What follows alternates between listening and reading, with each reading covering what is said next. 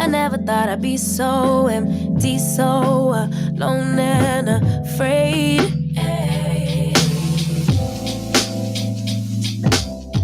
Wasn't looking for a lover. Nobody understood where I've been. I guess I thought I needed more time to protect my love from potential offense. So I then you and you, but I so you and I'm not surprised by what I found, 'cause I know I needed something different and it had to be you. Out the blue, somebody who would listen and it had to be you. Out of all the people to reply, my love couldn't be just anyone. My baby, it had to be you.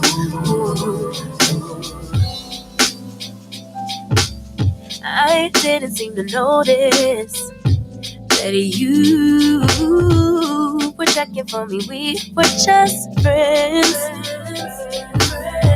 but we started building trust and my fragile heart started to bend. Yeah, I should have paid attention. You would have been the obvious choice, but I needed time to see clearly, dig deep and cut through the noise. So I, then you, and you, but I, so you, and I'm not surprised by what I found, 'cause I know I needed something different and it had to be you. Out the blue, somebody who would listen and it had to be you. Out of all the people to revive my love couldn't be just anyone. My baby, it had to be you, you.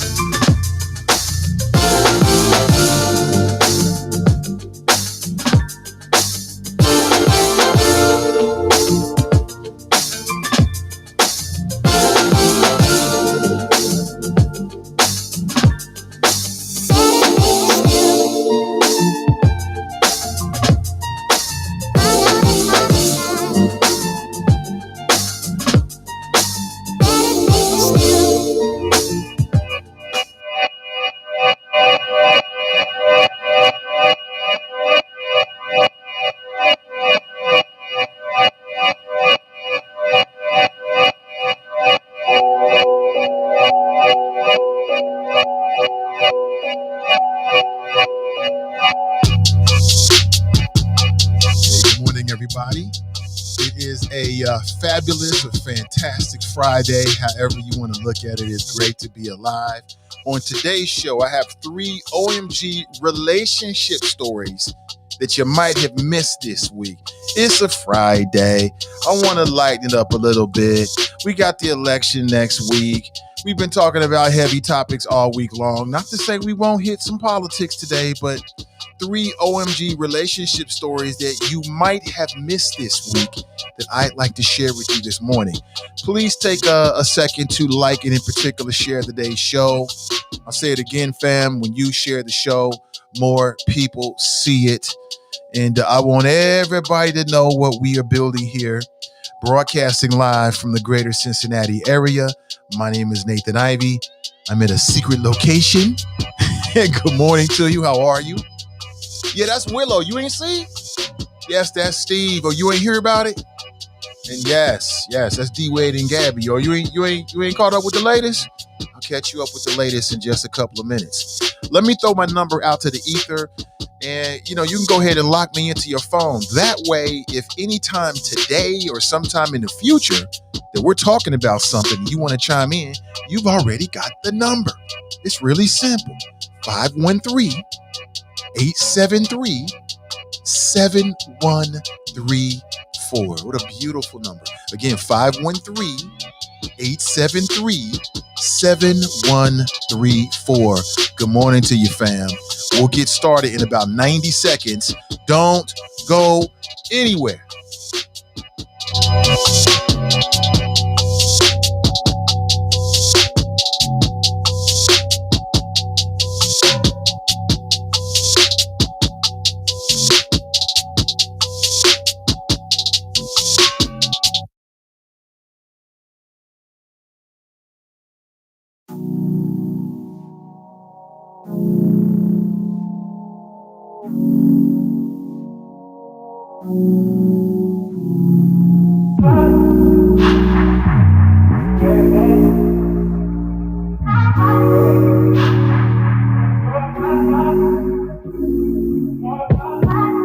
Told you so extra, but I know I'm the same. Yeah. Love me in spite of my trauma. Give me what I need instead of the drama.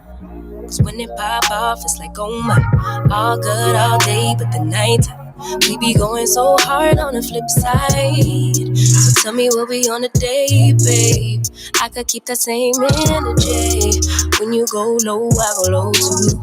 But you'd rather stay high, I know you. Can we stay high, babe? I'd rather be on that wave, tryna control our emotions. If we on the right side of passion, we could share love in the ocean. But if you wanna go insane either way, baby, we could go all night. We could do it all night. We could go all night, all night. Do we heal, do we bleed? I'ma follow your lead, but we could go all night. Now all of my calls go to voicemail.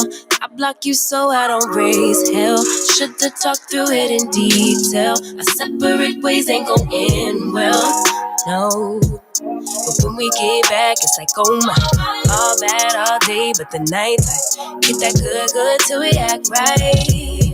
So tell me what we on a day, babe. I could keep that same energy. When you go low, I go low too. But you'd rather stay high, I know you. Can we stay high, babe? I'd rather be on that wave, tryna control our emotions. If we on the right side of passion, we could share love in the ocean. But if you wanna go insane either way, baby, we could go all night. We could do it all night. We could go all night, all night. Do we heal, do we bleed? I'ma follow your lead. Look. We could go all night. I've been calm, cool, collected, but you pushing on my nerves. And I'm knowing your attention, I'm under pressure. Okay, I'm admitting that a couple things I said got acidic in the tongue. Yeah. Talking to my mirror like I love you so much. Curving on my critics like I heard you, so what? You can't kill my confidence, I think I'm the man. Tally all the I ever gave on my head. Lately I've been living like I can't take a loss. They ain't wanna help me, that's what made me a boss. You can't kill my confidence, I think I'm the man. We don't give a that's what they don't understand. I'm back again like flu season. I broke records while loose leafing. I'm coming down my roof, leaving. Don't give a I don't care. Did the for my lonesome. No wonder now I'm on one. No shortcuts on that long run. All I really want is my share. Get on my God, I told him it's nothing. In the discussion, for the feelings I throw all my pain on percussion. It's disgusting. I hear them bragging about that they did, and it do not move me, not in the least. They ain't been dropping no everybody. No further ado, let's just jump straight right back into it. That's right, it's back. Talking to my mirror like I love you so much. That's the way you're supposed to start every single day. I start every day that way. Good morning to you. How are you? Hope you're doing well. Among other things, today I want to talk about 3 OMG relationship stories that you might have missed this week. Hopefully you'll find this entertaining or informative or at least interesting. And if not, then don't blame me. Blame you for not getting into it. But again, there's a lot of things going on that we'll probably hit today, but I want to start with that. Good morning to you. How are you? Hope you're doing well. Let's bring the cam up. There we go. Yeah, where we go. Hold on, let me make sure. I think that's a little bit too much to the side there. I think I like that better. I think I like that better. How can you see me? It seems a little dark. It's a little dark to you? Hopefully not. Hopefully we good. Good morning. Can you hear me? Can you hear the words that are coming out of my mouth? I think so. Yes. We are golden. We are Gucci. We're good to go. Good morning to you. How are you? Hope you had a good 24 hours. I did. Today looks like it's going to be an absolute beautiful day. I can't wait to get started. Robert writes, she looks like she was forced to join. Hashtag alt middle. Who are you talking about? Tiff writes, who's the artist? Which one? Which artist are you talking about? The female artist? Good morning to you. How are you? Good morning. Robert writes, poor Willow. Andrea writes, she's Polly. She is Polly. We'll talk about it. I got the clip for you and everything. We'll talk about it this morning. We will certainly talk about it. Most definitely. That's right. Willow. And Steve, you hear what Steve said about men and women? Is he right? And why is it so hard for women to accept this? It seems like what Steve had to say, women take far more offense to it. I think it's because of the fantasies that women operate in. You know, it's women, generally speaking, not every single woman, because there's exceptions to every rule, but generally speaking, women walk through this world with a whole lot of fantasies in their head, even older women, okay?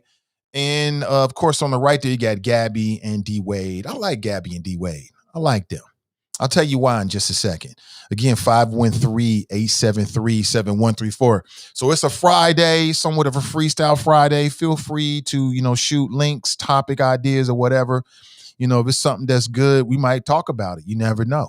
I thought yesterday's conversation was strong. We had a good show.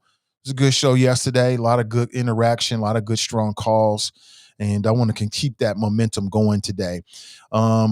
And later on today at 12:30, the Is It Just Me podcast with Donnie B will be back. She's got 3 of the mayoral candidates scheduled. She's scheduled to speak with Avtab Purival, Cecil Thomas, and Gabby Beckstrup in that order, starting at 1 p.m. later today on this Facebook page. If you're into that kind of thing, if you're still undecided, if you haven't voted yet, it'll be worth your time to check it out, family. It'll be worth your time. I guarantee it's starting at 1. Well, the show starts at 12:30, so join us at 12:30. But the conversations with the mayoral candidates are scheduled to begin at 1 p.m. in about 30 minutes apiece with each of the candidates. And if they're watching or their representatives, thank you for your time. We're looking forward to it. Should be a great show.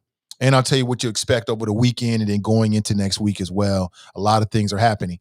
Now, coming up at 9 a.m. approximately, I'm scheduled to be joined by someone who is bringing their podcast to CDM. We're going to be working together. I'm super pumped and super privileged to be working with all these great creative persons. This individual, did a talk show in the city of Cincinnati for a while. An icon in Cincinnati. So I'm very pleased to be and privileged to be working with her. And she's going to join us via Zoom and/or phone call. We'll see how it works at about 9 a.m. approximately, and just update us on what she's been doing and talk about her podcast and talk about the first show and what to expect. I'll say this again. I ain't going nowhere. I'm 100% committed to this goal. I will not stop until I reach my goals. It will not happen. We're building independent media in the city of Cincinnati. We're building Black media in the city of Cincinnati. And that's something you can get down with. Great. Get down. If not, get the fuck out the way and let us do what we doing. You know how I am. I'm super real with you this morning. Good morning to you. Good morning. Please like and share today's show. Hit me with a couple of shares. Help your boy out. Let people know where we are and what we doing. I appreciate you in advance. So, I like to do things in a certain order. Let's start with the left box there. Let's talk about Willow. Willow Smith. You know, her mother does that show, the Red Table Show, the Red Table Podcast Show, which I really like. I really like it. Man, that was a show that gave us, what was the term? Entanglements.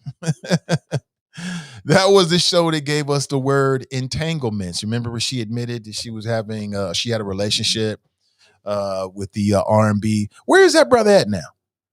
August Alsina, remember that? Oh man, it was huge. That's everything. It was everything for a minute.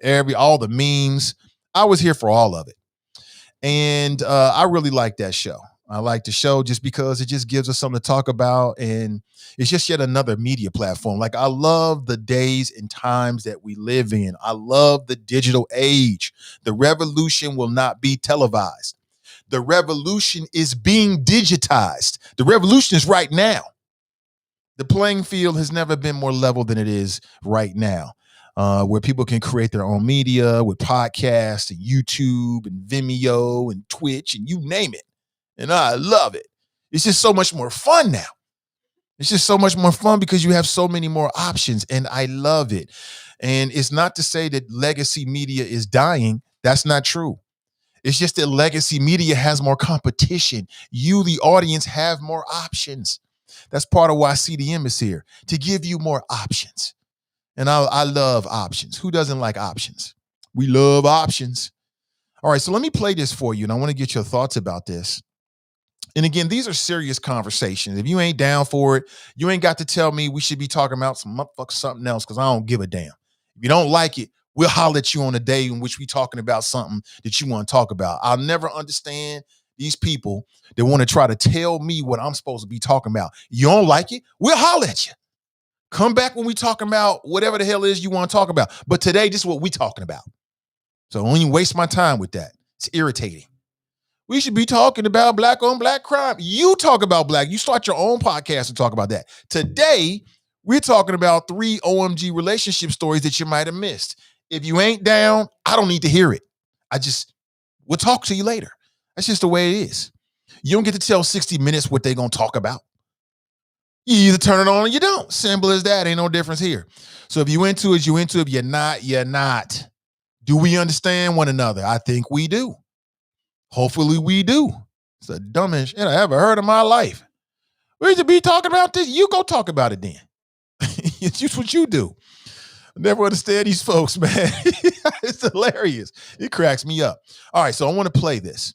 And again, these conversations, they might be a little bit more mature. If you got young people around and you don't want them to learn about what adults talk about, then you may not want them to listen to this. So I'll give you some time. I will respect that. Not in terms of the language, but in terms of the themes, the various themes that we'll be talking about, very adult. To kick this off, let's get straight into it. All right, let's get straight into it. Do you see this? Now, this clip is about 6 minutes long. I don't anticipate playing all of it, but I might play a significant portion of it.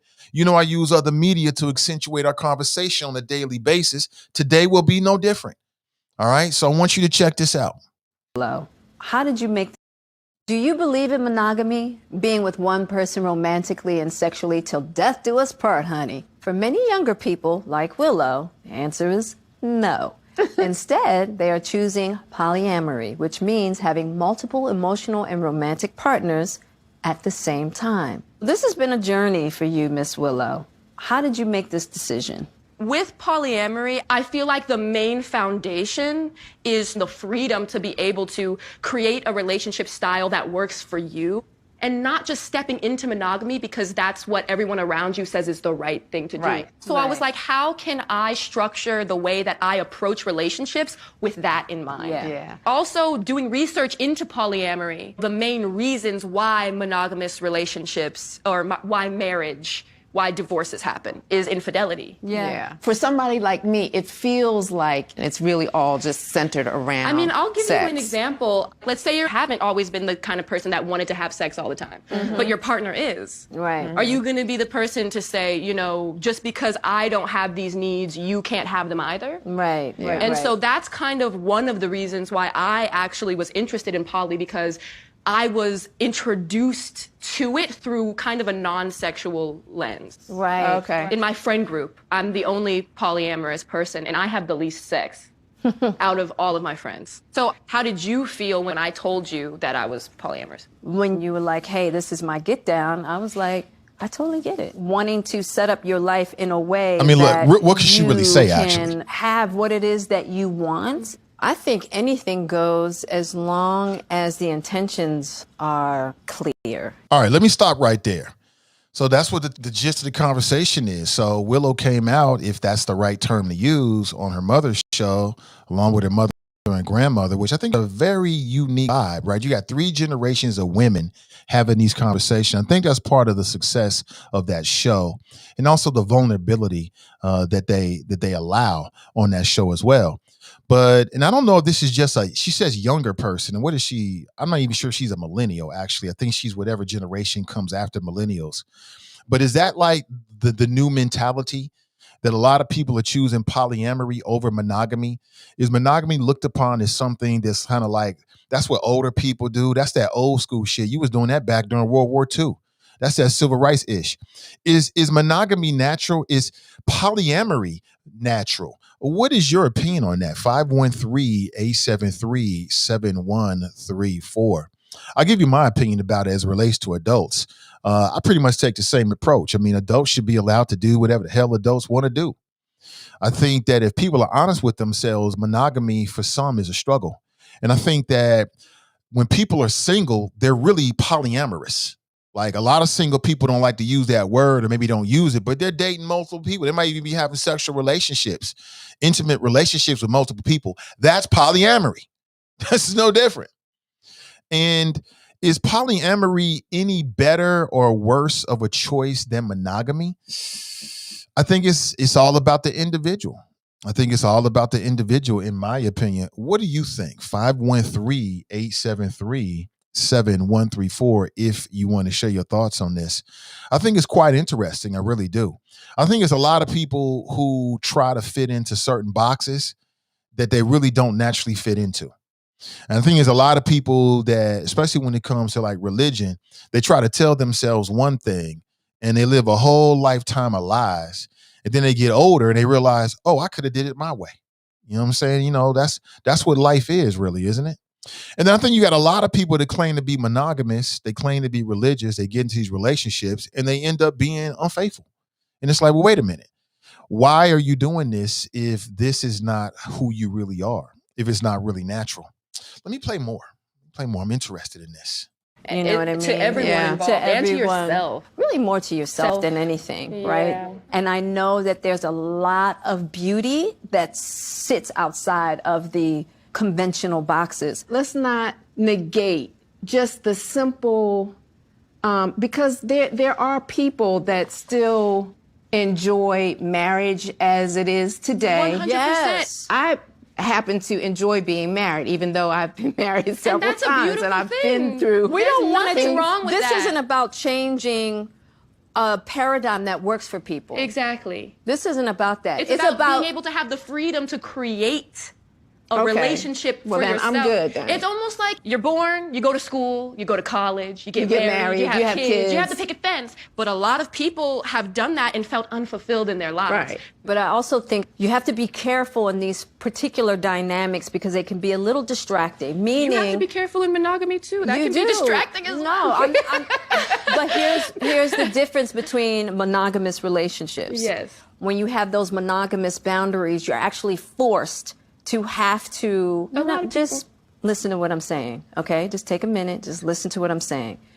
When you have those boundaries that are put in and you aren't giving yourselves the opportunity to go call Jane or to go call Robert when things aren't going well within your in your relationship, right? It makes you have to confront and look at things in a different manner, 100%. right? So all I'm saying is that in these kinds of dynamics, in just being careful that we're not trying to dodge the raindrops. There's comfort in that. It provides. You know what? I love this show, man. I really do. There's so many things I love about this show. Like I said, I love the fact that like 3 generations of women, black women, having these very intimate and conversations. I just love that. I think that if more families had that kind of dynamic where all of the women could sit around and just be real and nobody's really judging you, I think a lot of people would be a lot more healthier. And again, the gist of this conversation is not to try to tell somebody what they should do with their relationship. You should do whatever you want to do. Like if you're into monogamy, you should be monogamous. If you're into polygamy, you should, or polyamory, you should be polyamorous. You should be whatever. And that's the whole point of it. You should be whatever the hell you feel like you want to be in between, your personal conscience, your relationships, and your God. Simple as that. I hear people looking down on people that live in polyamorous relationships, and I don't see why. How is their relationship any different or better than yours? What I will say is I had to ask myself, because my daughter's 16, and I don't know, maybe we'll have these conversations one day. I had to ask myself, like, what if my daughter comes to me, like, she's grown now. She's 19, 20, 21, 25, 26. She sits down and says, Dad, I feel like a certain way.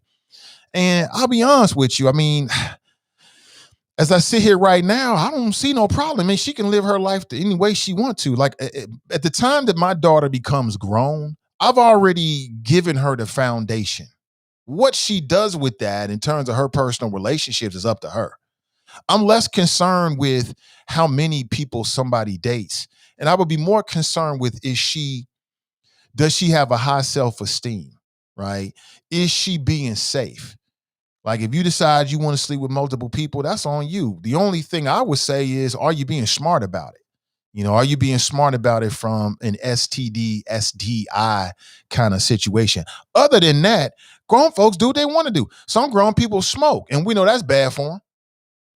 So if you find yourself in a situation where you're polyamorous, and again, that's like a big thing right now. If you go on Twitter or Facebook and type in like polyamory or even black polyamory, man, they got whole groups, whole cultures behind this.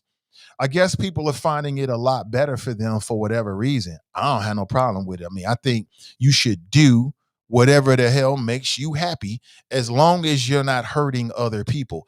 Other than that, I mean, who is somebody to come into your life and judge you and tell you how you're supposed to do it? I mean, and then I think a lot of people lie to themselves. When you're single, most people are polyamorous because they're dating around. They may have like 3 or 4 entanglements or 2 or 3 entanglements. They might be juggling 2 different people trying to figure out who they like, or maybe you just enjoying being single. Isn't that the same?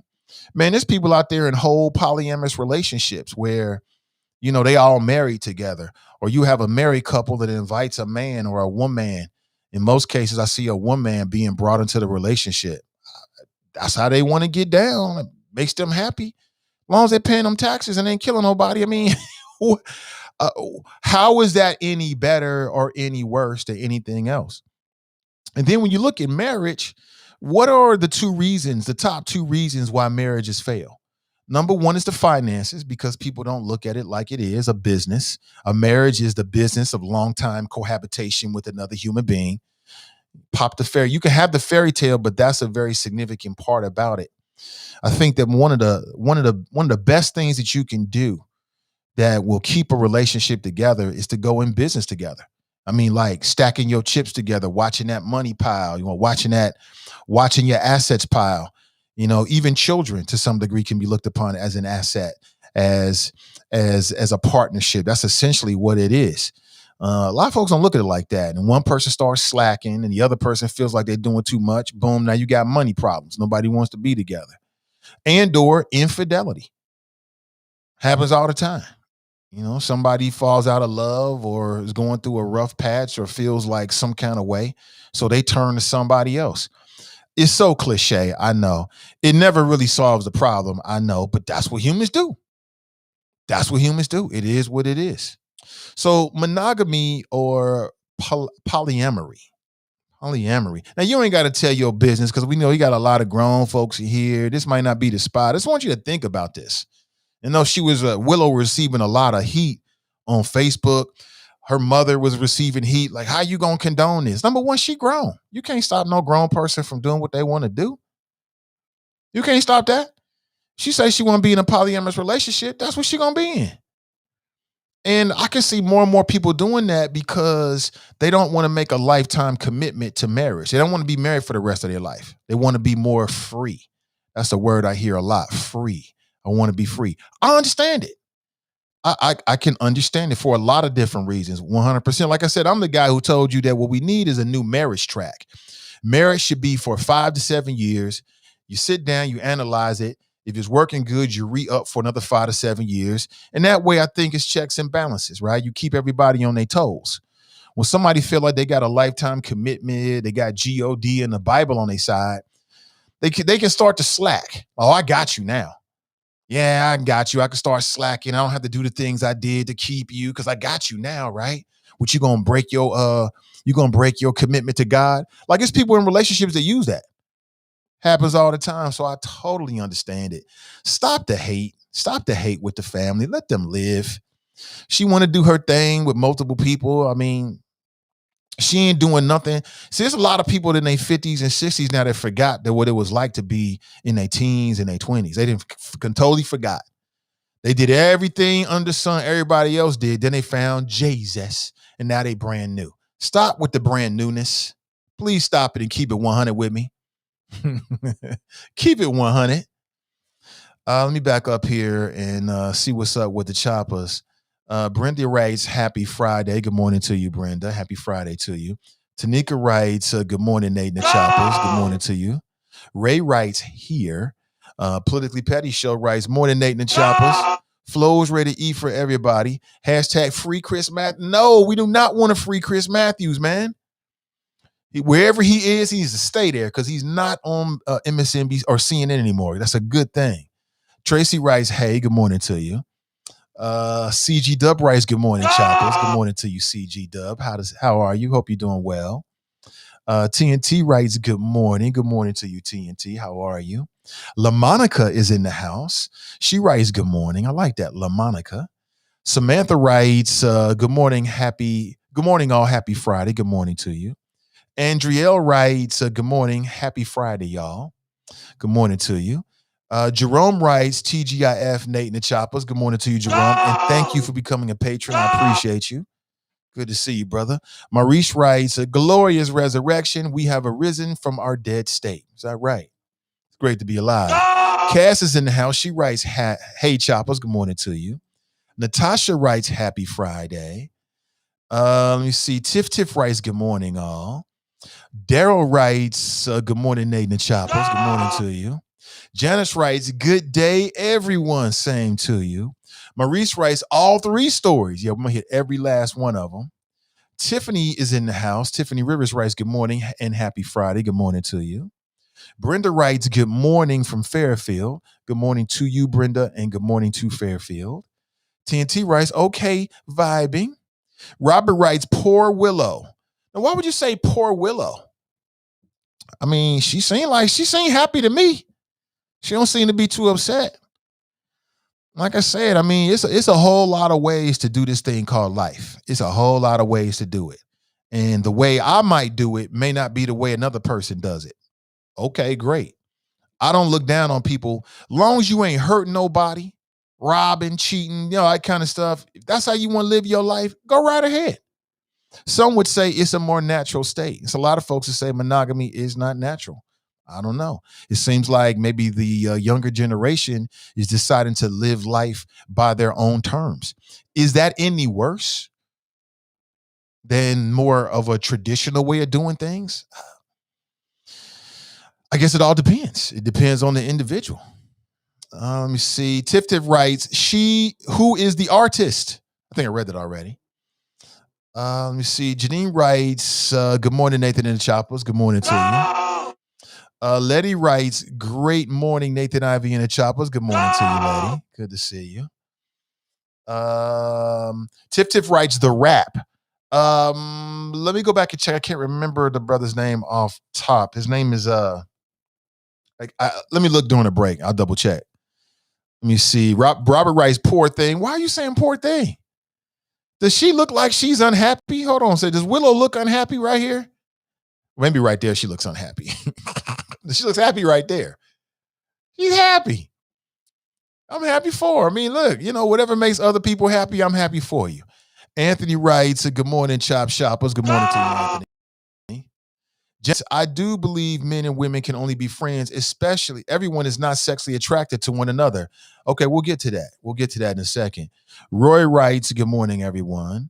Deshauna writes, good morning, Nathan, and all clear skies today and sunny, thank God. Oh, really? It's going to be a beautiful day.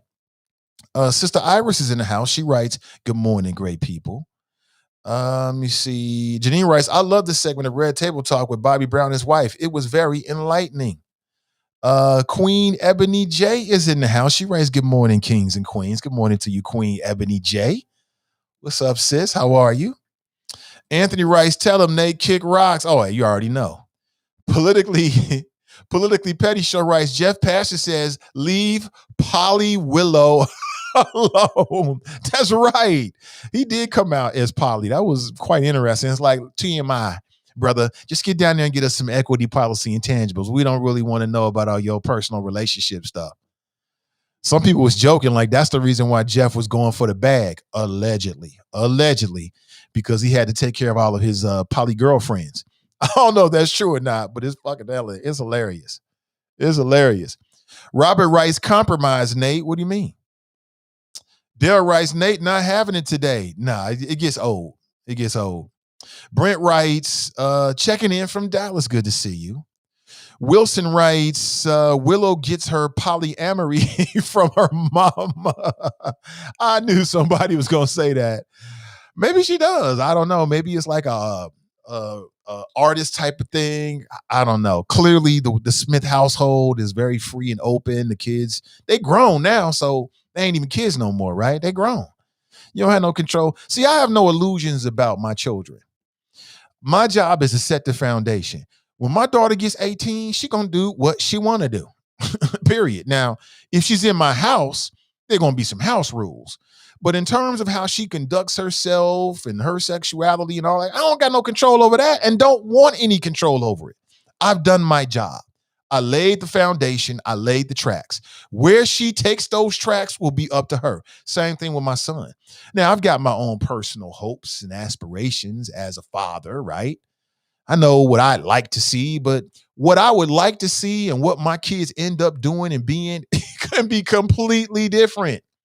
Completely. I don't have no control over that at all. Donnie's in the house. She writes morning choppers. Joe writes morning Nate and the choppers. Good morning to you. Donnie writes, Willow is lost and weird. She says she wants to be in a serious relationship with one man and one woman at the same time. I don't know if I agree with that, sis. I don't know. I don't know if she's lost or weird. I don't think that's lost or weird. I think with each generation, people get more and more away from the center and start to think in different ways.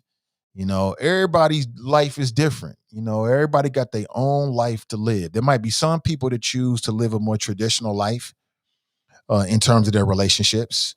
Maybe it's informed by their religious viewpoint. And there might be other folks that have a completely different view on it. And who's to say who's right and who's wrong? And before somebody says the Bible, I don't want to hear it. I don't want to hear it. Because not everybody believes the same way. And the Bible's open for self-interpretation. That's just the way it is, as I understand it. I ain't no Bible scholar. Don't get me trying to be no Bible scholar, but not everybody feels the same way about organized religion. There's a lot of folks who's got different viewpoints about it. And why can't their viewpoint be just as valid? You know what I'm saying? And you also got a whole bunch of hypocritical religious folks out there that, they talk that religious stuff until they decide not to do it. But then like some religions, including Christianity, it's got that catch-all clause where you can sin your way and do everything you want to do, but then confess your sins and it's all good. And that seems so self-serving to me. You know what I'm saying? I don't know. Like I said, I personally don't see a problem with it. Like if it's working for her, if it's working for another individual, good for you. Like I said, you ain't hurting nobody. You ain't robbing nobody. You ain't murdering nobody. You just are making adult decisions. Okay, make adult decisions. Now deal with it now. You got to deal with the ups and downs and the consequences. I don't want to hear no belly aching and crying about it if something goes wrong. But if that's how you want to live your life, I don't see it being any better or any worse than a more traditional viewpoint. I don't see it any different. You got people that do all kinds of stuff, right? And claim to be this or that. And on the surface, it seems to be a contradiction. How are they any better than somebody that says up front, this is who I am, this is how I'm going to be? I would choose the person who's up front, this is how I'm going to be any day, over a person that says one thing and then does another. I would choose that any day of the week. That's just me. But again, we all have our opinions.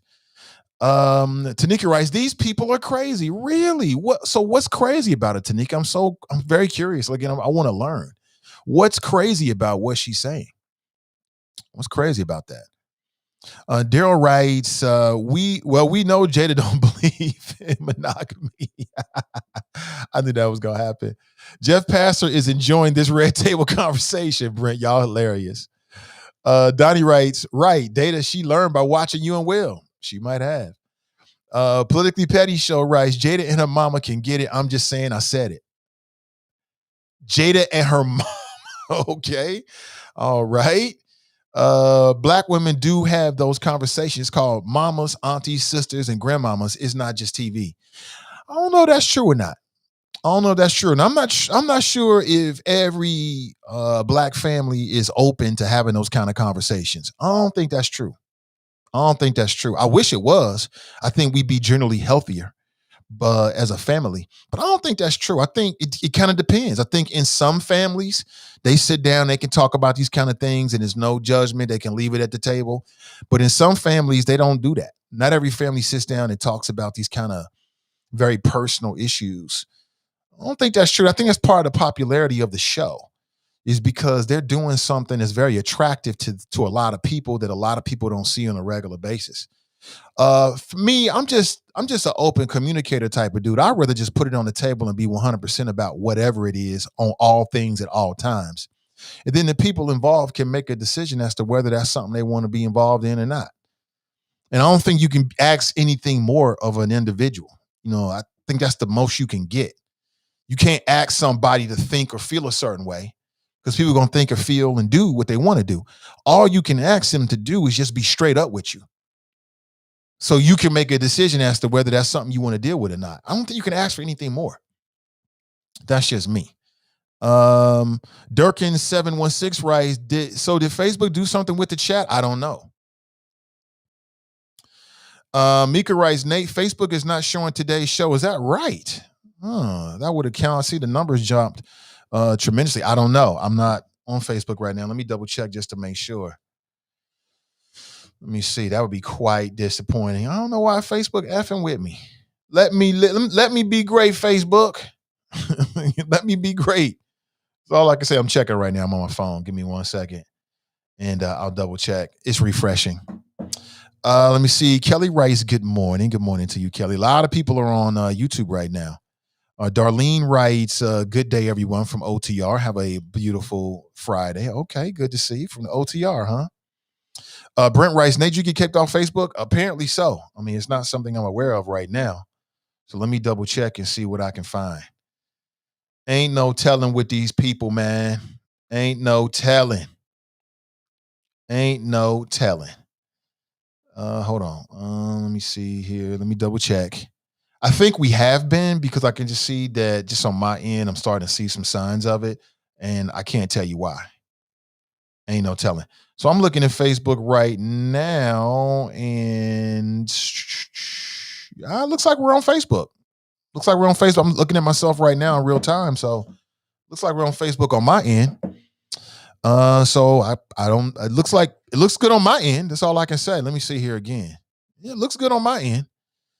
I don't detect any issues. So let me know if you're still having issues, and somebody jump off of Facebook and then jump back on and tell me what you can see. Kush writes, good morning, Nate and the Mighty Choppers. Good morning to you, Kush.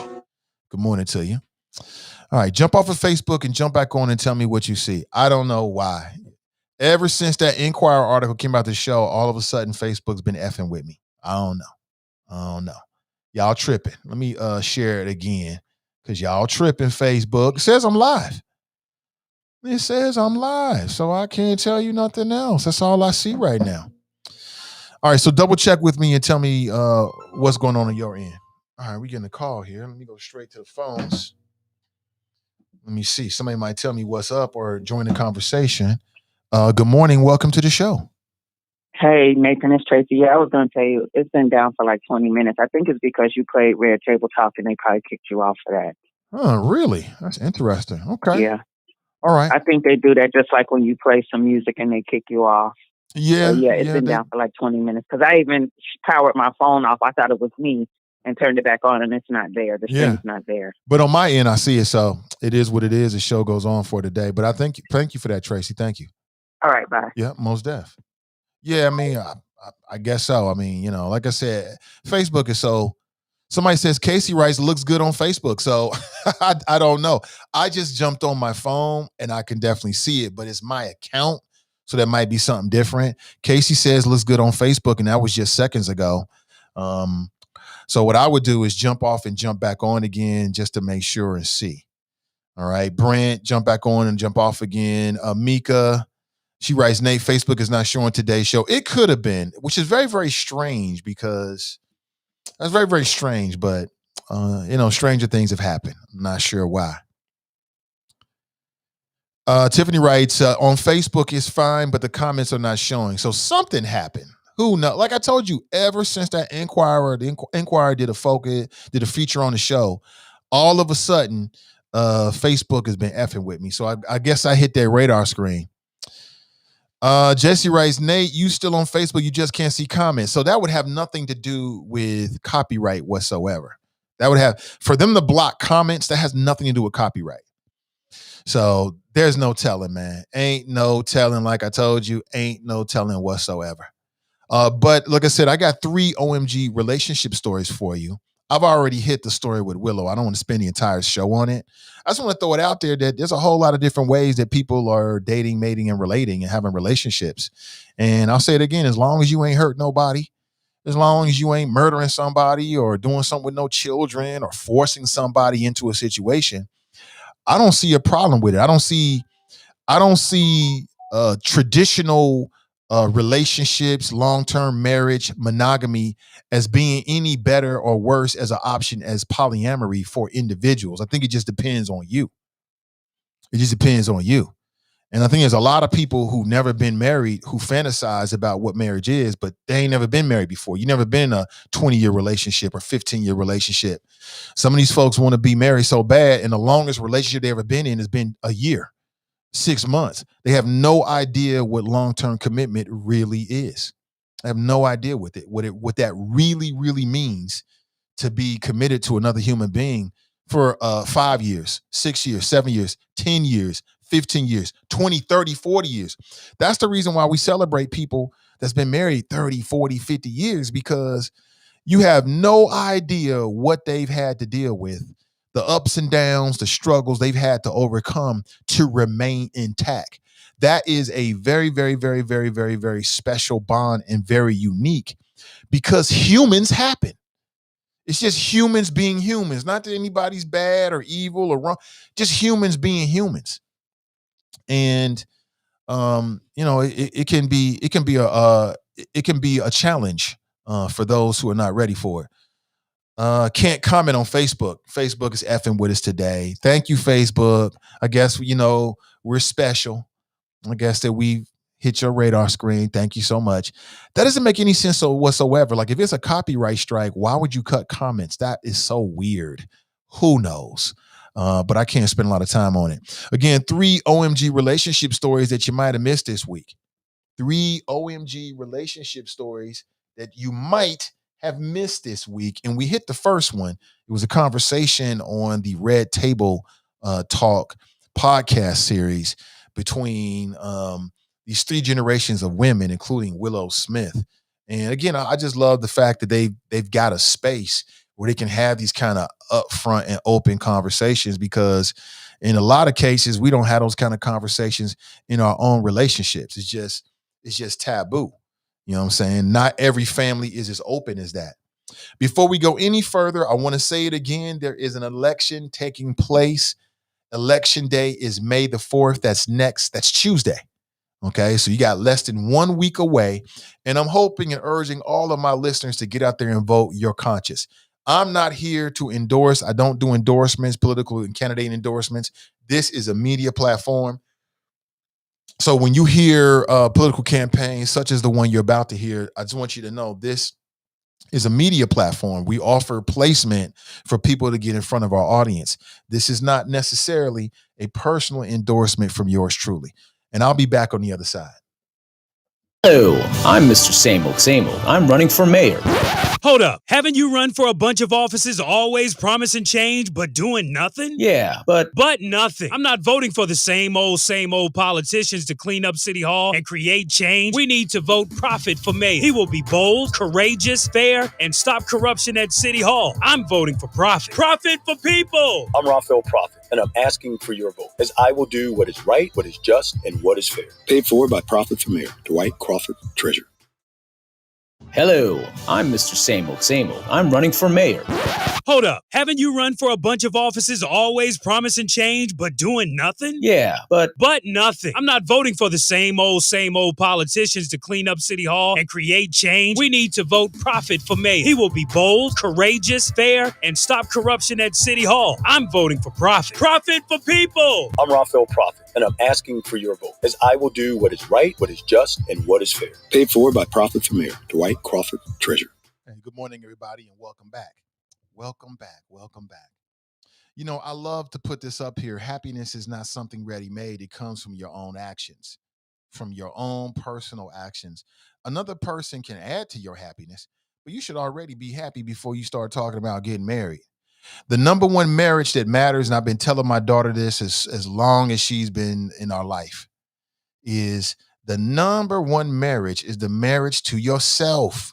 The number one person you got to love is love yourself. Way before you talk about loving some other human, it's never going to work, ever. And this is interesting. Brent writes, I have a pastor friend that celebrated 32 years of marriage. And he said from the pulpit, half of them have been good years, just to show marriage is about way more than happiness. It is about commitment. And you know what? Let me see. You know what? That's sad to me, Brent. That's sad to me. Like, you've been married 32 years. What's half of 32? What is that? 16? So you're telling me 16 of the years you've been unhappy. Is that a good marriage? I don't know if I think that's not a good marriage to me. Like, what good is commitment if you're not happy? I mean, what's the point of it? Like, what's the point of being married just because you committed but you're not happy? That seems to be a contradiction. Like, the whole point because marriage is about sacrifice, right? Because you got to sacrifice, sometimes the things that you want. You might even sacrifice, sexual desires because this relationship is giving you more than what that moment might give you with somebody else, right? What's the point? What's the point of doing all of that if you're not happy? That sounds very, very sad to me. Janine writes, I had to jump over here on YouTube. I went in and out of Facebook several times, and each time there was no chat feed, just a gray area. The last time there was no link to her back end. I'm not sure what happened. Clearly something happened with Facebook. Facebook is effing with me today. I don't know why. I can't really change it while I'm on the air. I really can't address it until I get off the air as well. So we're going to have to get through this together. But back to what Brent said, though, that seems just to show marriage is about way more than happiness. It's about commitment. But what's the point of having commitment without happiness? Like, isn't the whole point of the reason why you marry somebody is because at the time that person makes you happy?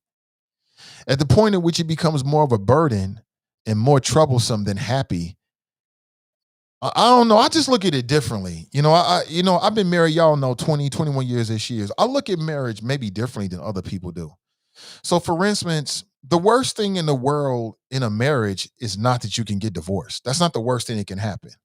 I think the worst thing is that you waste your whole life with somebody and you realize it was all for shit. I think that's far worse to me than being able to say you was married for 32 years, because that don't really mean anything. You don't get no medals for that. The government you don't get no more money in your check. You don't get less taxes. You don't get a medal for that. You might get some kudos from people like that, like when you go to weddings and you ask people to stand up and talk about how long. But you don't get anything out of that. I would tell my recommendation is go for the happiness first. You ain't happy, leave it. Why stay in it? I mean, why be long-term miserable just so you can say that we didn't break up? That just seems to be a contradiction of things. And then for religious people that like feel like, oh, I took these vows. I believe in my vows too, obviously. Before God, I get it. But I just don't believe that God would want his children to be long-term suffering. I just don't believe that. And that's where I kind of like split with a lot of traditional people, that like, traditional Christians and religious folks. Like a lot of traditional Christian folks are like, hey, I'm married and I'm going to stay married to the very end, no matter what, because I made a commitment. Man, F that commitment. If you ain't happy, the commitment don't mean anything. What difference does that make? I don't get it. So God wants me to be unhappy because 20 years ago or 15 years ago or 10 years ago, when I felt differently, I made these vows. I don't believe that at all. I don't believe that. That doesn't make any sense to me whatsoever.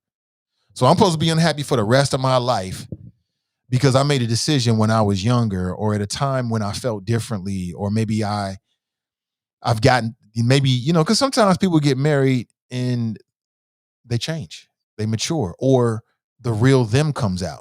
And you're still supposed to be committed to that? I don't believe that one bit. Somebody writes, who calls Zuckerberg because you were talking about the women in his life? You hilarious for that. Andrielle writes, I can't get on. I'm sorry, folks. I'm not sure what happened.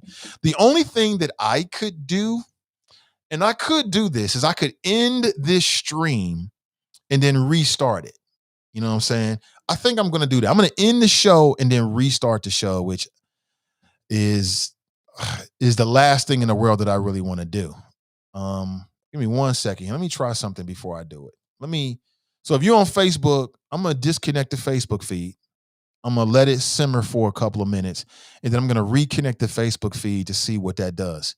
Now, what it might do is it might start a whole new stream, or it might reconnect to the previous stream. I'm not really sure. I don't think it's ever really done this before, so we'll see. But I want as many people to hear our conversation this morning as possible. Okay, it's very, very important that as many people hear this conversation as possible. So I'm going to restart it again on Sin Digital Media. And if you're on Facebook or you've got Facebook available, tell me what's going on. Cincy Tigress writes, good morning. See, everybody's on YouTube this morning because YouTube isn't tripping like Facebook. If you're just joining, Facebook is tripping, family. Good morning, Cincy Tigress. I don't know what's up. I can't really tell you. I won't know until I get off the air, and I'm sure they'll send me a notification telling me something or whatever. I don't really know. But let me move on. I got 3 OMG relationship stories for you. 3 OMG relationship stories that you might have missed. Now, this next story comes from something that Steve Harvey said in an interview that has been recently posted on Facebook. And he's talking about the relationship between men and women. He's talking about the relationship between men and women. Okay. Again, I got 3 OMG relationship stories that you might have missed this morning. And then at 9 a.m., we've got a guest coming in who is a member of the media, brand new podcaster. Brand new podcast has come to CDM. And I invited her on to talk about her podcast, talk about herself, and what people can expect. That podcast is going to break in early May. So I want to make sure we do that. So that's coming up in about 25 minutes. Until then, I want to play this for you. So I want to play this clip. This is Steve Harvey. Believe it or not, people are fake. They fake dragging Steve Harvey because of this interview. And I want to play this for you. Take a look at it, and then tell me whether you agree or disagree with what Steve has to say. I mean, it's a blessing, true enough, but really, it was just me sitting down being honest. All of my friends are men. I don't have female friends. I don't. I'm incapable of that. Why? What do you mean? Well, because come on. Because you have a wife. Well, I have a wife, and I don't really have female friends because look. Okay, let's get rid of this myth right here. Okay, I'm gonna tell you this. Let's get rid of this right here. You're an attractive woman. There's some guy somewhere saying, "Yeah, we're friends." No, that's not true. He's your friend only because you have made it absolutely clear that nothing else is happening except this friendship we have. We remain your friends in hopes that one day there'll be a crack in the door, a chink in the armor, and trust and believe that guy that you think is just your buddy, he will slide in that crack the moment he gets the opportunity. And you think we're most guys. men think this way? 99.9% of us think that way. And you tell this to a woman and it just blows her back. No, I have male friends. You have male friends because they know it can be nothing else right now. I tell you what, all your male friends, just ask them in a friendly way. If I wanted to date you, would you be okay with that? And watch the fireworks. Watch. So what do you think about that? Steve Harvey says men and women cannot be friends without sex involved. He says that, he said a whole mouthful right there. He said that he is incapable of having female friends. He said a lot. And I want people to be honest. Fellas, I want you to be honest. Is Steve speaking the truth? Does that resonate with you? Ladies, was he right in which he said that when you tell women this, they recoil? And he's right about one thing. That is hard for some women to believe because there's a lot of women out there that live in a fantasy world. And they want to believe that they can have strictly male platonic friends. But what they don't know is that a lot of their male friends are just, as he said, they're just waiting for an opportunity. That's the truth. Facts on facts on facts on facts on facts 100%. Oh, yeah, we just friends. But if she said, you know what? You're looking kind of good. Want to come over? Them mofos will be over there so quick with a wine bottle and some glasses.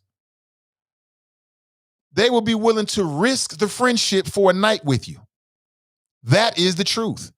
But I think women look at it the wrong way. They look at it like, oh, I'm more than just a vagina. Yeah, you are. But Steve spoke the truth in a lot of ways about that. He is absolutely right. And that should be the Steve Harvey challenge. That should be the Steve Harvey challenge. Women should record themselves with their so-called platonic friends. And you ask them like, hey, listen, if I said I wanted to do something more, would you be open? And it would blow their minds. Y'all would and that's why women will never do that because they want the fantasy to keep going on. Steve spoke the truth in a lot of ways, but there are some caveats. There's always exceptions to the rule. I'm going to play this one more time for the people in the back. It's only 90 seconds long because I want to make sure we're all on the same page with this. I want to make sure that we're all on the same page with this. Before we do that, we getting a phone call. Let's go straight to the phones. Hey, good morning. Welcome to the show. Hey, Guy. What's up? I'm doing great, Guy. Welcome. Oh, yeah. Thanks for having me. Steve Harvey's not wrong. The problem is he didn't add one very important, salient caveat. 99.9% of straight men. A gay dude will be a woman's friend. Straight man ain't. You know what I'm saying? If he finds her attractive like that. You know what I'm saying? And he and him being the celebrity he knew he couldn't add that sexual preference caveat to it. But that's what it really is. Everybody said that. The same thing. Tariq Nasheed used to say the same thing. Probably about 10 years ago on his show. Matter of fact, if I'm not mistaken, that concept was a cult classic movie when Harry met Sally. You see what I'm saying? So why are we picking on Steve now? That's some sucker stuff. That's more the okie doke. They about to take him down. Family Feud, all that stuff about to be up out of here. Here come the flim flam.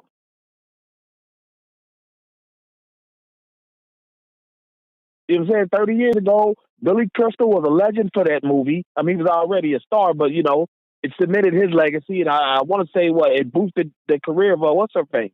Meg Ryan. You know what I'm saying? And that whole concept, but now it's a problem that Steve talks about it. That's some BS. But yeah, that was all I had. I just heard you talking about that, and I'm about to run in this building, but sorry, let Steve live. He didn't say nothing wrong. Matter of fact, he was very tactful and didn't say straight men. But all right, B, take it easy. Appreciate the call. That's Fame chiming in. Yeah, straight men. Yeah, you can get a gay dude because he's not sexually interested with you. And I had to think about this. There are some caveats. Like before I got married, I didn't have any female friends who I hadn't already been intimate with. All of the women who I was cool with were either targets, prospects, or they were exes. That's just the world I lived in. Because before I got married, what was the point? I mean, if I was sexually attracted to you, then I'm trying to hit the target, period. And all that friendship. See, I never did all of that. I didn't play a lot of games and act like I was friend. This is what I'm looking for. If you're not looking for it, cool. We can be cool, but friends, like we talk on the phone and we hanging out. Before I got married, I would find that very, very difficult to do as a heterosexual man, especially if it was somebody that was attractive. I couldn't see the point in it. It was a wasted opportunity. Why would I spend all this time being friends and we ain't gonna, do what we do? So I can understand what Steve is saying. I mean, what he's saying is exactly true. Now, I never did the whole let me act like your friend thing. I never did all that because it was a waste of my time. I'm not playing like no friend. Either there's an attraction and we're going to take it to the next level, or we can just be cool. Being cool means when I'm walking to, TUC, hey, what's up? And I keep it moving. But I ain't coming over your house and we ain't hanging out, eating pizza, watching movie, sitting in the bed together. Ain't nothing happening. I regarded that as a waste of my time. I can go be, I can do something with somebody else that's going to lead to what I'm trying to get to. Nothing wrong with that. I was single. As a married person, it's different. It's different. And then I think there's another caveat to it. I think it depends on what the relationship is. Like if you have a business, see, business to me is more important than ussy. Way more important. Like we making money, we building something, that's way more important than ussy to me at this point. Way more important. So there's it depends on the type of the relationship. If we have a business relationship, then that's different. And, I can have a business relationship. Of course, I'm married now, so I've got other things that would prevent me from going there. But before I got married, I had no time for that. Sit around talking for what? What are we going to talk about? You got a vagina. I got a penis. I like what you like. You look good to me. That's what it is. I mean, that is not to be disrespectful, or I'm sure you're smart and all. I mean, I love attractive, strong Black women and all that kind of stuff, intelligent women. But I couldn't understand what the point was when I was younger. It just didn't really make a lot of sense to me. So all of my friends were males, and if they were females, they were either prospects or exes.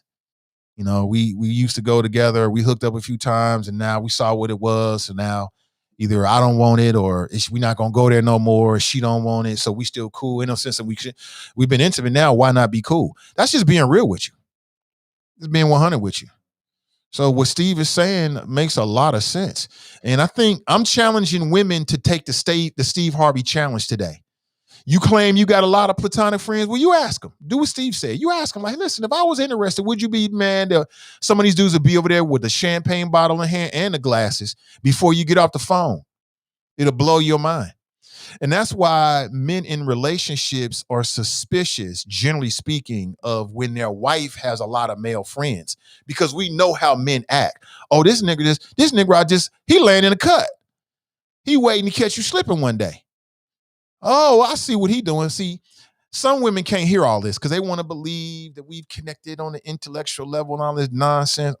Sure you have. But Steve is right. There's some women who have friendships with men and they've let the man know, like, ain't nothing happen. Okay. He ain't gonna try nothing. He gonna stay where he is. But like Steve said, do the Steve Harvey challenge today. Okay. Ladies, do the Steve Harvey challenge today and test some of your platonic friends and see what happens. And see what happens. You gonna get a whole new role. Oh, I had no idea. I thought we were just cool. We both like Marvel comics. Mm-hmm. Sure you do. You got a vagina. He has a penis. Period. And it's always gonna be that way. But I think there are some caveats to it. Like if you're married, if you're in business together, y'all making money, money trump ussy every day. Any day, to me, any day of the week. And twice on Sunday, at this point in my life, and twice on Sunday. Put that to the side. We're gonna build something together. You know what I'm saying? Simple as that. Or you're married, so now you got a commitment to one woman and you don't want to mess that up by trying to do something with somebody else. I totally get it. But two single people, and you think she attract, you trying to hit, period. All day, every day. You just waiting for her to say yeah. And then some of these dudes get caught in the friendship wing and stuff. I never got caught in the friendship wing because ain't no sense in playing no games. Why waste time?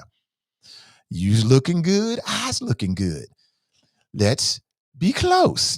Simple as that.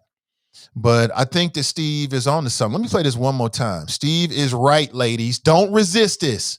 Don't resist this. I mean, it's a blessing, true enough. But really, it was just me sitting down being honest.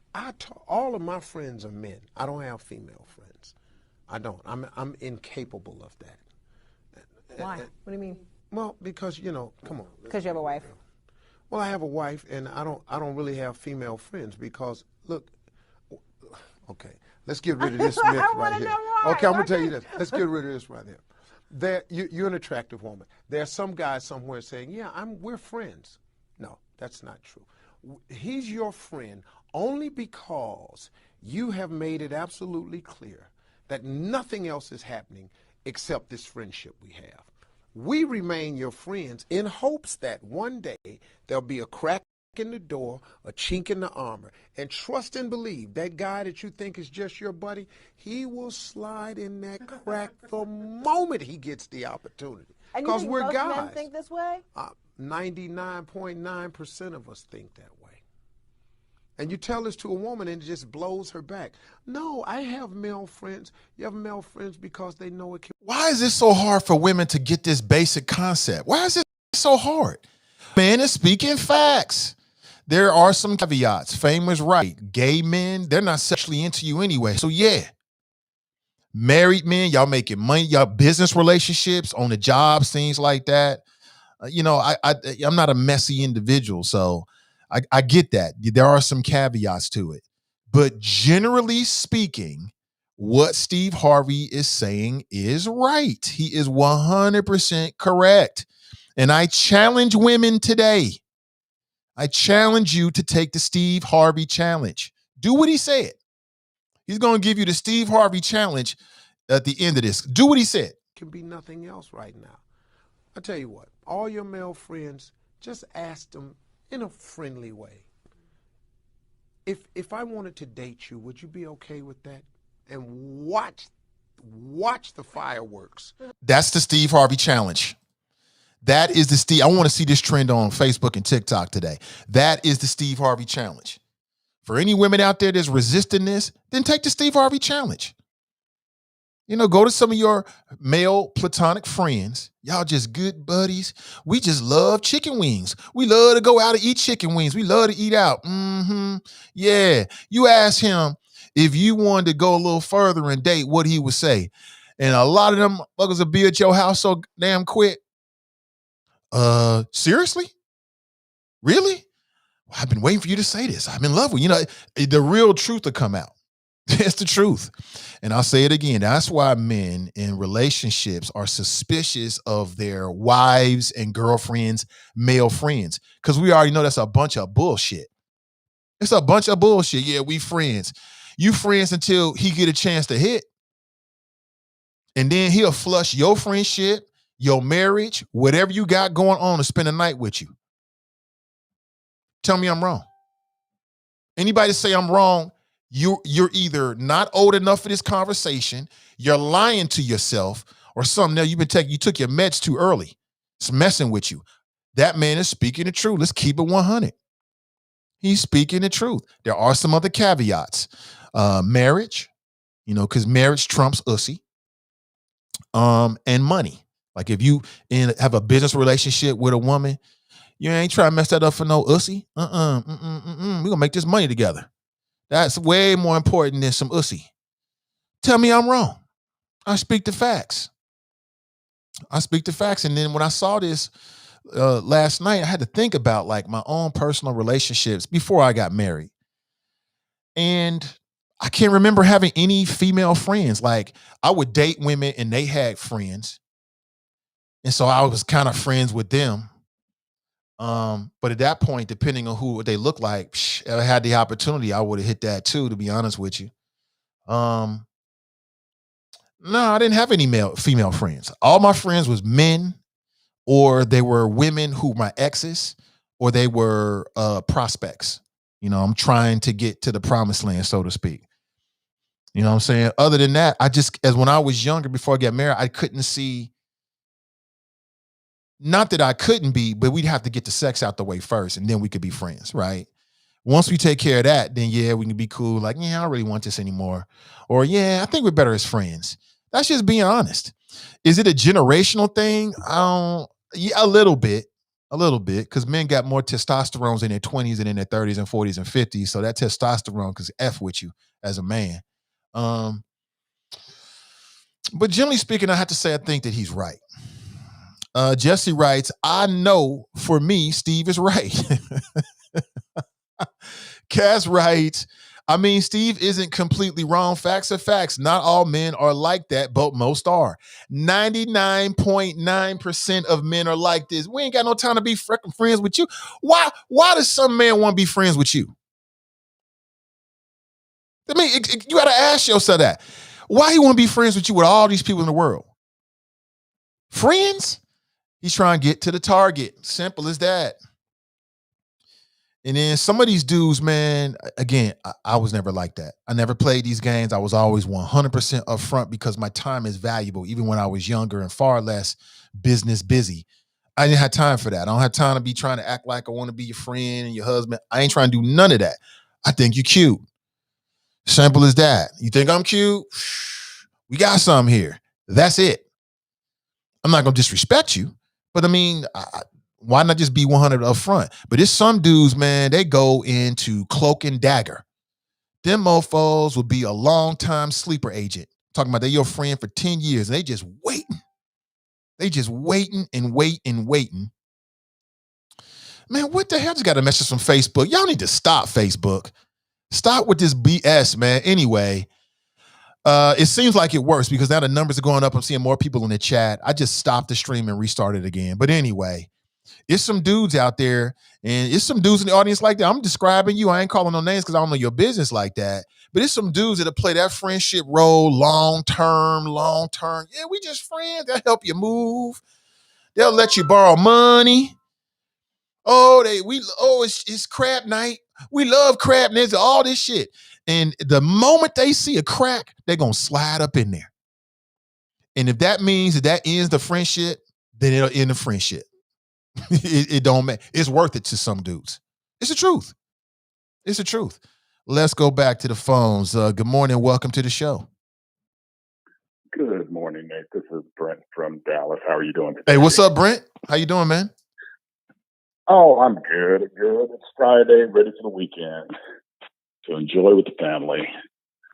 I just wanted to give more context to what I put in there in the chat about my friend in Atlanta who's a pastor.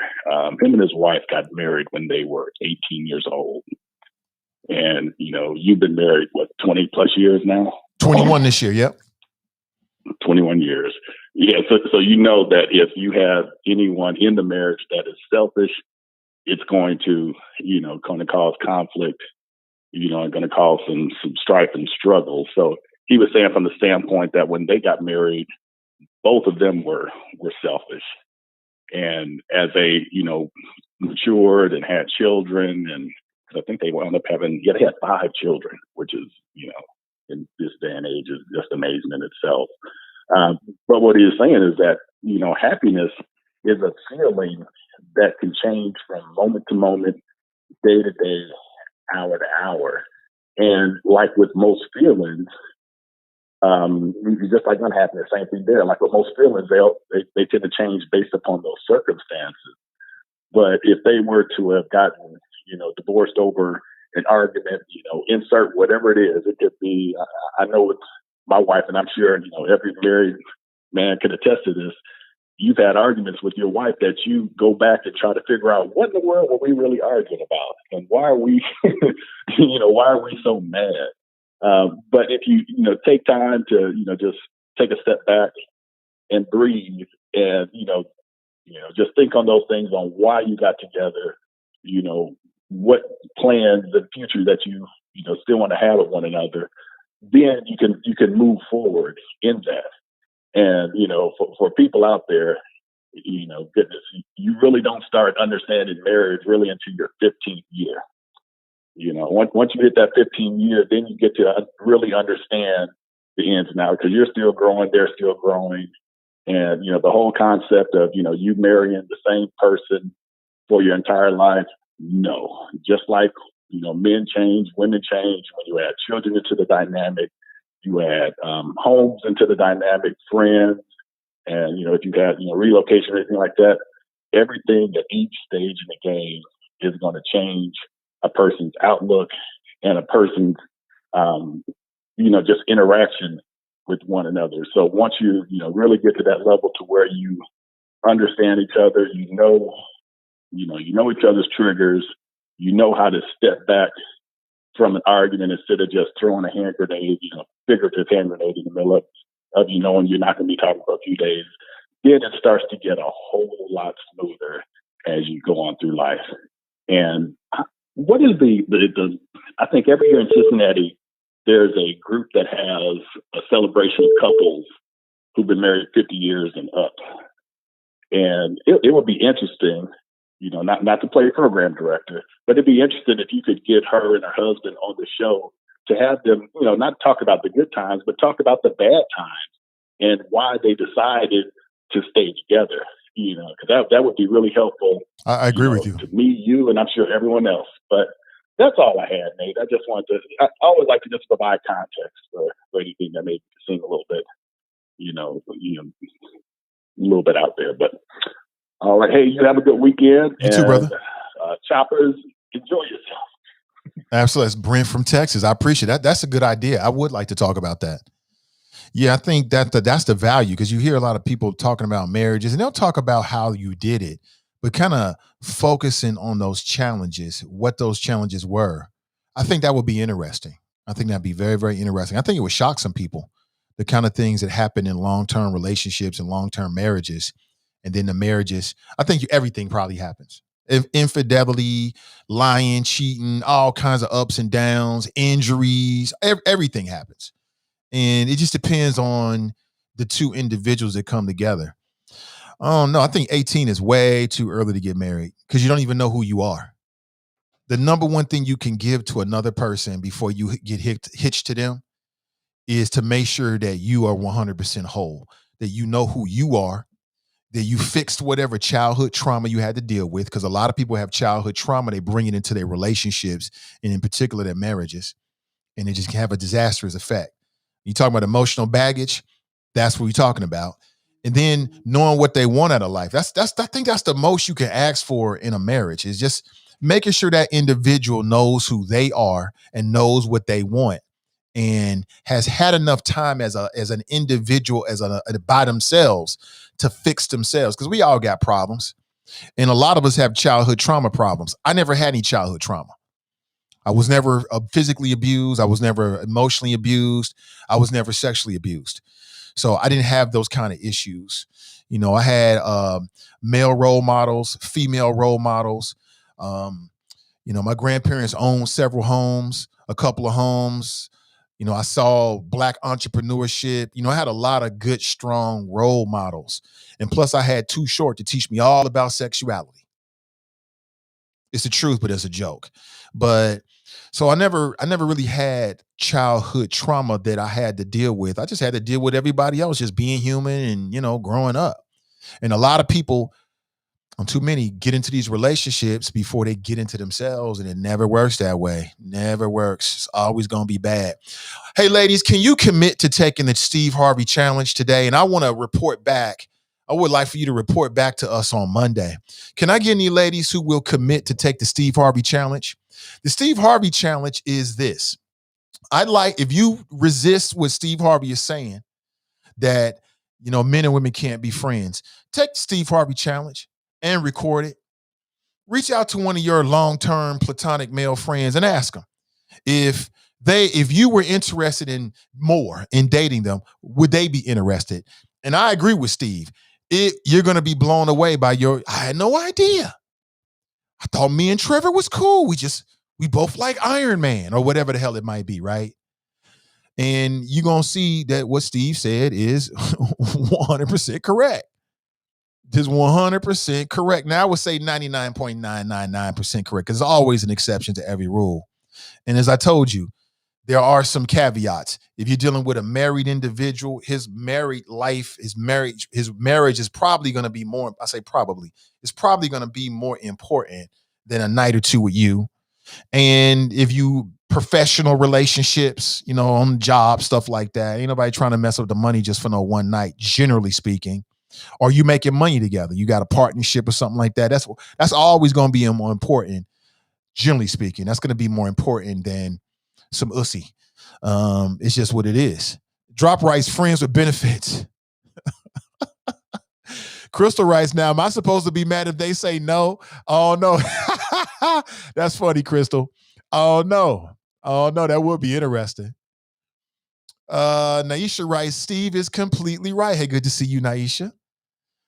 Steve is completely right. That's a woman who knows what time it is. Steve is completely right. Completely right in what he says. Stop these games. And I don't know. Just ask yourself, do you have like real platonic relationships with men right now? Fellas, do you have platonic relationships with women right now? You know, in the back of your head, would you hit if you had a chance? Let's keep it real. Let's keep it 100. And like I said, there are some caveats to that. Like I said, marriage, if you're dealing with somebody that's in a long-term relationship, you know, generally speaking, he ain't trying to get it up for you. He ain't trying to get it up for you. It's just not worth it. Y'all making money together. Make sure you got a business relationship. You ain't trying to complicate the money now. The currency coming in? Oh, hells no. We ain't gonna never do that. The currency got to come in. Or maybe a professional relationship. Y'all both work in the same, you know, department. That can be really, really messy. You know, you messing up your health benefits for some ussy. It's too much ussy out here to mess up the health benefits, right? Raise your hand if you're trying to mess up your health benefits for some ussy. I know I'm not. I know I ain't. It's too much out here. You ain't got to do that, right? But can I get any women that will commit this morning to take the Steve Harvey challenge? Take the Steve Harvey challenge, record it. You don't even have to record. If you record, that'd be really great. But record it. And what a lot of these women will see is that you're surrounded by sharks and wolves. And they're just waiting to smell blood in the water. They're waiting for your relationship to have a crack. They're waiting for your husband to mess up. I'm just telling you the truth. Oh, yeah, they so cool with your husband. Yeah, hey, oh, they see you at the party. Hey, what's up, man? And they'll jump in bed with you so quick. It's a lot of these it's a lot of these no good backstabbing Negroes out here. They do that kind of ish. I'm just telling you, it's dudes like that. They just so thirsty for it. It don't matter. It's men like that. You know what I'm saying? Not every man is like that. There's some men who have a certain standard that they live by. But there's a lot of dudes that's just waiting. Okay. Oh, he didn't effed up. Oh, what happened? Yeah. We can meet for a drink. Yeah, sure. Mm-hmm. Oh, tell me everything. And these dudes is real slick with it. They ain't gonna say nothing negative about your man. They're gonna let you do that. They'll sit back and just let you just walk straight into the trap yourself. Happens every single day because women are emotional creatures. It's a damn shame. Crystal is hilarious. She writes, and should I be prepared to let them hit if I offer this challenge? Just trying to understand the rules of the challenge. No, you don't have to let them hit. No, you just want to test them. You just want to test and see. You just want to test and see. Just test and see. No, you don't have to let them hit. It's up to you. It's up to you. If you want to, go right ahead. Be you. Be grown. But no, the rules of the challenge are if you are resisting what Steve Harvey is saying. Let me play it one more time because I just love hearing the truth. I love hearing it. I mean, it's a blessing, true enough, but really, it was just me sitting down being honest. All of my friends are men. I don't have female friends. I don't. I'm incapable of that. Why? What do you mean? Well, because come on. Because you have a wife. Well, I have a wife, and I don't really have female friends because look. Okay, let's get rid of this myth right here. Okay, I'm gonna tell you this. Let's get rid of this right here. You're an attractive woman. There's some guy somewhere saying, "Yeah, we're friends." No, that's not true. He's your friend only because you have made it absolutely clear that nothing else is happening. Yeah, Steve is killing it, man. He is killing it. Damn, Steve, why you putting all our business out there like that, man? You messing up the game. He's right about that. There's some women who make it absolutely clear ain't nothing happen. And then in those scenarios, a dude will just be cool with you. Yeah, we can be friends. But like you said, if given the opportunity, they'll jump from friend to intimate partner in a heartbeat. Tonight. I'm talking about just like that because they've been waiting for this. And they just gonna stay close. Just stay close. Just like Jaws. Just circling, just waiting. And you ever heard of sleeper cells? It's kind of like that. Just waiting for that right opportunity. Accept this friendship we have. We remain your friends in hopes that one day there'll be a crack in the door, a chink in the armor, and trust and believe that guy that you think is just your buddy, he will slide in that crack the moment he gets the opportunity. Because we're most guys. men think this way? 99.9% of us think that way. And you tell this to a woman and it just blows her back. No, I have male friends. You have male friends because they know it can be nothing else right now. I tell you what, all your male friends, just ask them in a friendly way. If I wanted to date you, would you be okay with that? And watch the fireworks. Watch. It's hilarious, man. He is funny. Janice writes, I must say that most of my platonic relationships became platonic because I kindly refused their sexual advances. And they're just waiting, Janice. Just like Steve said, they're just waiting. They're waiting for you to have that moment. You're going to get caught in your emotions. Some dude going to do you wrong. You're going to be drinking. You're going to be horny. They just waiting. Just waiting. Just do, just waiting. Yeah, sure. Game of Thrones. Yeah. Comic books. Black Panther. Yeah. Oh, I love chicken wings too. Yeah, ice cream. Haagen-Dazs. Yeah. Yeah. Sure. Oh, you want to have sex? What time? Oh, man. I love doing this show with you every single day. In the movie The Best Man, Taye Diggs used the forehead kiss to benefit. Yep. We just friends. That was wrong. I would have beat the brakes off Taye Diggs too. I would have beat the hell out of him just because I would have felt if I was what was the guy's name? Lance, I think it was. If I was Lance, I would have felt disrespected in that situation. Like, oh, y'all had this thing going on. The only way we would have continued as friends is I have to beat the shit out of you.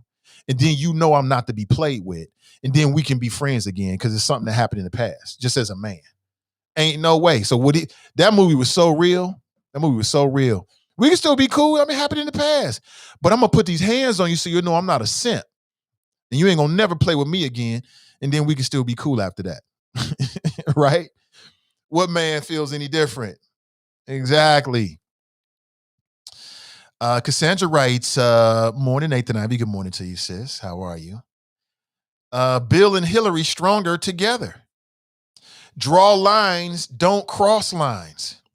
Pamela writes, too many stipulations, work, professional, marriage. Since those are excluded, then Harvey's theory is false. No, Harvey's theory is 100% true, Pamela.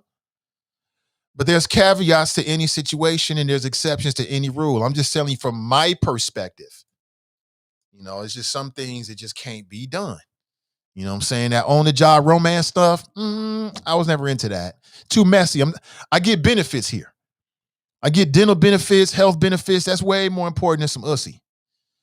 Marriage, my relationship with my wife, way more important, right? As most married men are gonna feel that way. They ain't trying to sacrifice that just for one night or 2 nights or however many nights it might be. And then money, working relationships, business partners. That's way more important. Way more important.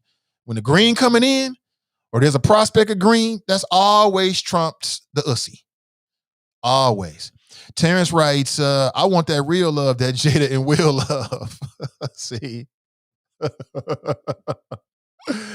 Oh, man. I have to take one for the team. Choppers support choppers. Nah, you ain't got to take one for the team. I'm not saying that. Oh, man. Lemmy writes, preachers, ladies, beware. Krista writes, just trying to win, Nate. She's hilarious. Sarah writes, I have had platonic relationships with women for years. Did you have business with these women? Where was it? Y'all was on the job or something like that? Were you in a relationship already? Is that right, Sarah? Like if those 3 things are in place, I can believe it. Like, you've already got your boo, so you ain't trying to, mess that up. You're on the job, so you ain't trying to mess up them health benefits. Or you've got some other kind of working business relationship. If it's that, I can understand it. Other than that, I'm calling your bluff on that, Sarah. I don't know, man. Tamika writes, it's some trifling, backstabbing females too. Yeah, it is. It is. It most certainly is. Let me see. Brent writes, Crystal, don't be surprised if one of those jokesters don't pull a Luther Vandross cassette tape out and pop it in the player. Man, they'll show up with the wine glasses, your favorite kind of alcohol. Like, oh, you remembered, I'm a Hennessy girl. Y'all ain't talked about Hennessy in years, but he didn't remember that Hennessy is your favorite drink because he want to get you altered so you can make less better decisions. Put it that way, less better. Let's go back to the phones. Good morning. Welcome to the show. Hey, Nathan, what's going on? It's Tony. Hey, Tony, good morning to you, brother. Welcome.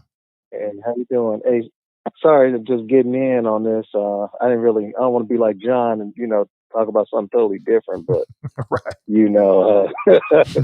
But I did want to drop the flows on yesterday. So, I always catch it after the fact. So, but, about the Tim Scott discussion and, and the Warner Hills, the whole Warner Hills thing again. But so that's cool. I'll go ahead and chime in on that. Go right ahead. Okay. All right. Well, with Tim Scott, oh man, that nigger over there, man. When I first, when he first came on the scene, I kind of listened to him. He kind of came off like, like Candace Owens, and I call it the Ken Anderson School of Job Security, where you just want to. There's a niche for a black conservative, so you just gonna say whatever just to keep your job. But so those types where they like, okay, this is where my bread is buttered, so I'm gonna go ahead and say whatever. But just even like looking at him, I noticed like with the RNC when he was speaking, he just has that. He has that look like that guy from Get Out, man. The guy who was with that old woman, like you just want to take a pic, like see if a camera flashes, with his nose bleed or he'll start help me, or something. He just look under a spell, man. When you look at him, but I just wonder about him, man. Yeah. Oh, and the internet, man. The internet's undefeated, man. They got like it's been out for a while, but they got a split shot of him and Mushmouth from Fat Albert Gang, and I swear, man, he need to grow some facial hair because he put a cap on him. He looks dead on him. Dead on him. I was like, oh, y'all wrong for this. But yeah, it's in there. You can find it. It's out there. I'm looking for it right now. It's uncanny. But especially when he's smiling. But yeah, Tim Scott. I mean, I listen to his rhetoric, and it's just like, come on, man, you just gonna say anything for them, But that's that with him. But also, the one I see the Walnut Hills thing came up yet again. And once, like I said last time I called about that, I'm a Walnut grad, man, and I can tell you from firsthand experience, man, Walnut has released some of the dumbest people on this planet. It's just a test you pass in the sixth grade. But one thing that always has existed with that school, from the time I was in the seventh grade to the time I got out in the 12th, is the parent involvement. But that ain't a unique thing. And I heard all these, yesterday I heard all these words thrown like elitists and stuff like that. And it's like, come on, man, you can do that at any school. Any school in this city, man, you just got to get involved. In fact, like, I remember 20 years ago, I was my daughter played for Fairview, and right after the first week, the coach bailed out, just left the team high and dry. Parents were griping and belly aching about it, and I ain't know a lick of soccer. But you know what? I ended up becoming a coach.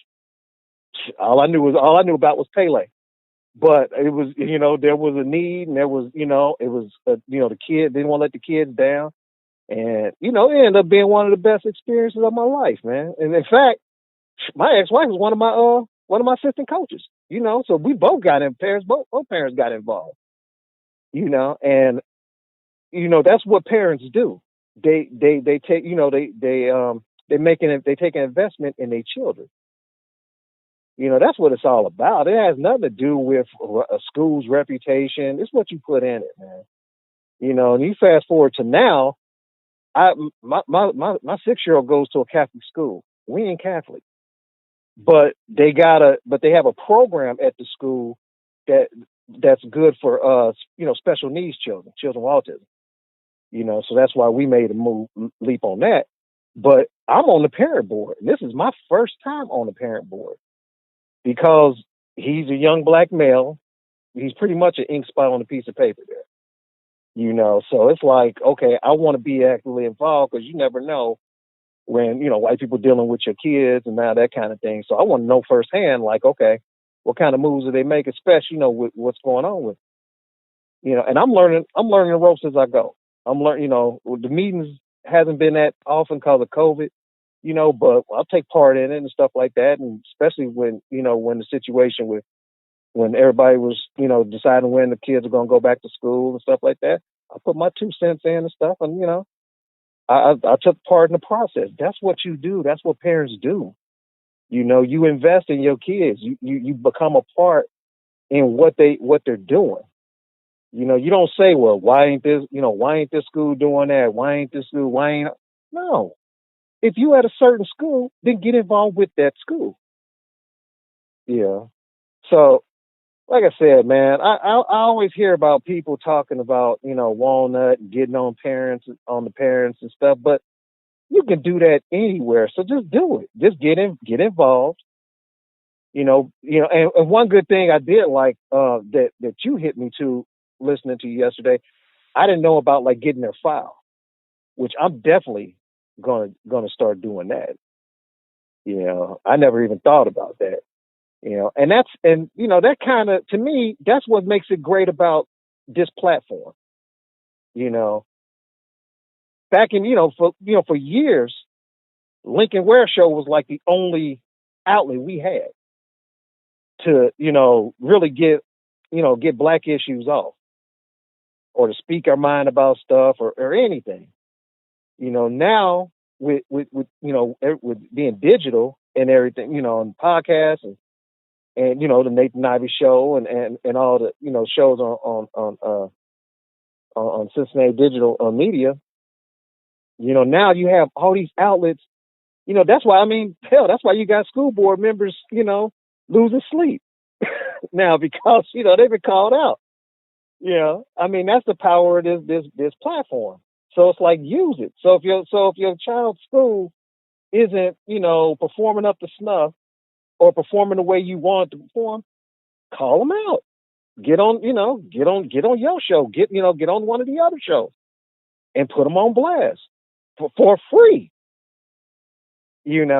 So yeah, I mean there's ways to handle the school situation other than just griping and calling this school that and calling that school that. So I just wanted to chime in. I kind of heard something about you're talking about like cheating on the job or something like that. I kind of got in right when you just start talking. Oh yeah, yeah. So today, man, I just switched up the game. We talking about 3 OMG relationship stories that you might have missed this week. So the first story was Willow Smith. She's coming out as being into polyamory. And now we've been talking about Steve Harvey. He says that men and women can't be friends. And then I was challenging women to take the Steve Harvey challenge because he kind of put it out there. And in a second, I'm going to talk about another OMG relationship story we've yet to get to. But, your call is always welcome, man. I mean, it's a Friday, so a Friday's usually like a week in review. It's kind of natural that way, so it's all good. Okay. Well, yeah. I'll just say this about playing where you work. It's just bad business. It's just bad business all around. Especially when it go bust.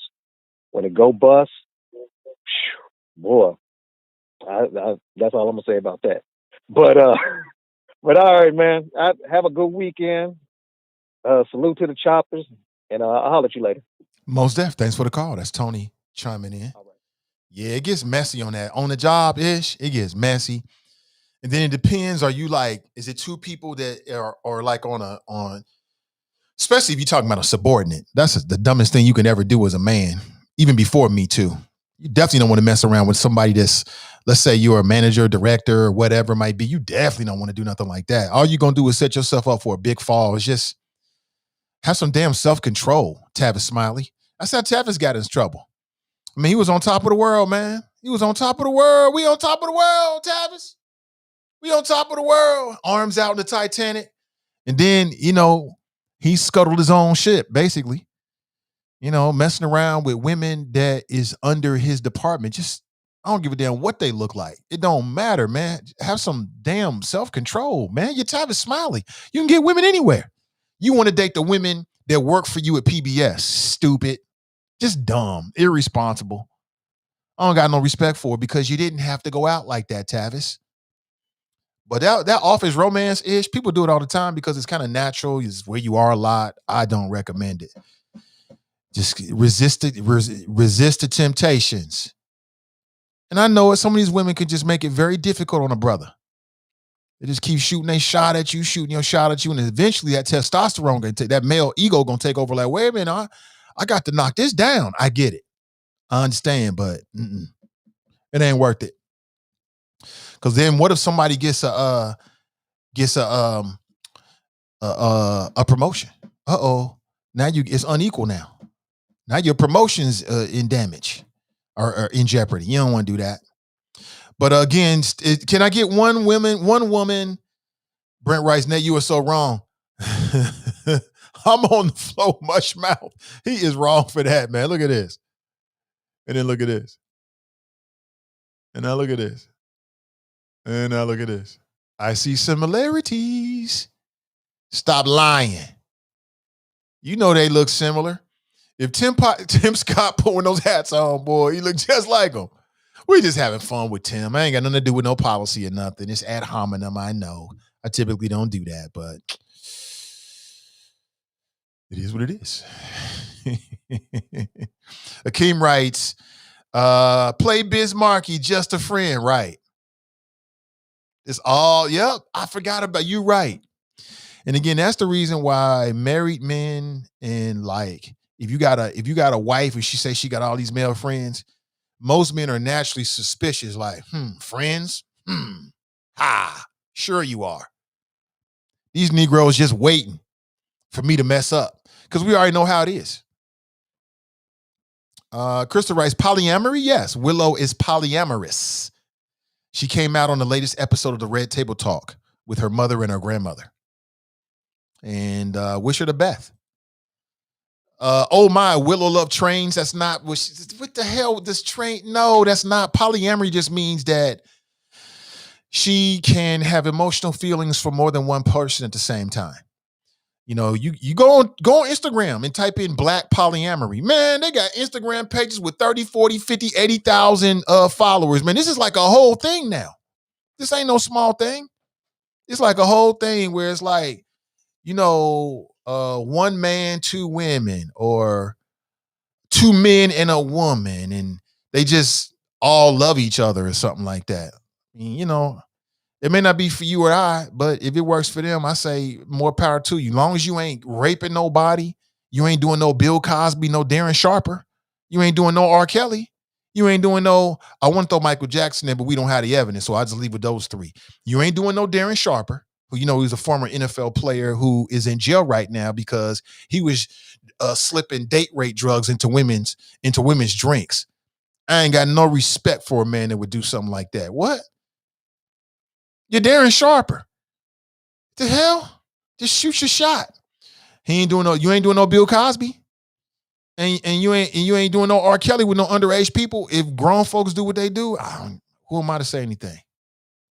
Political petty rights, Rack Tony. Crystal writes, Tavis wanted to sex his co-workers. Not a good look. It's not a good look. It cost him everything. And he had to pay the money back. He had to pay like some millions of dollars back. Super thirsty, man. I mean, damn, have some damn class about yourself. You thirsty ass mofo. Maxine writes, right. Love the Tavis Smiley show. I loved it too. Tavis was a trailblazer. Dale writes, Nate, show that comparison one more time. Okay, here we go.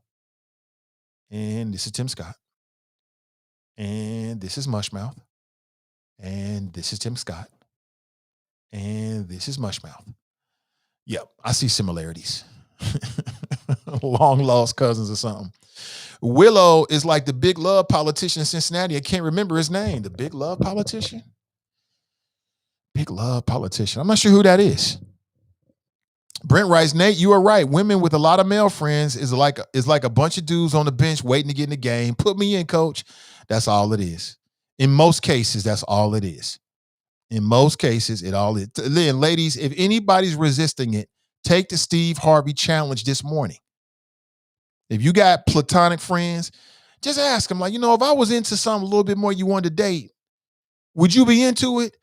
And the majority of them will be at your house so quick with your favorite drink and your favorite food. Just like that. Janine writes, there is no evidence on OJ either. White folks set up. No, Janine, don't do that. Don't try to slide OJ in there. Don't do it. OJ killed them white folks, and we all know it. And he got away with it because of race in this country. And he had the money to get the defense to play the games and to figure out all of the mistakes that the LAPD made and the history of racism and police abuse. It all just came, and OJ used it. OJ killed them, and we all know he got away with it. We all know it. Crystal, not particularly, it just means multiple people, they can be of the opposite sex. Joyfully Jalissa. I like that name, Jalissa. She writes, hey, Nate, this is off topic, but CPS has already begun closing classrooms at their schools for students that have tested positive for COVID. Data Montessori. I mean, Jalissa, I'll say it again. I mean, we got to do what we got to do.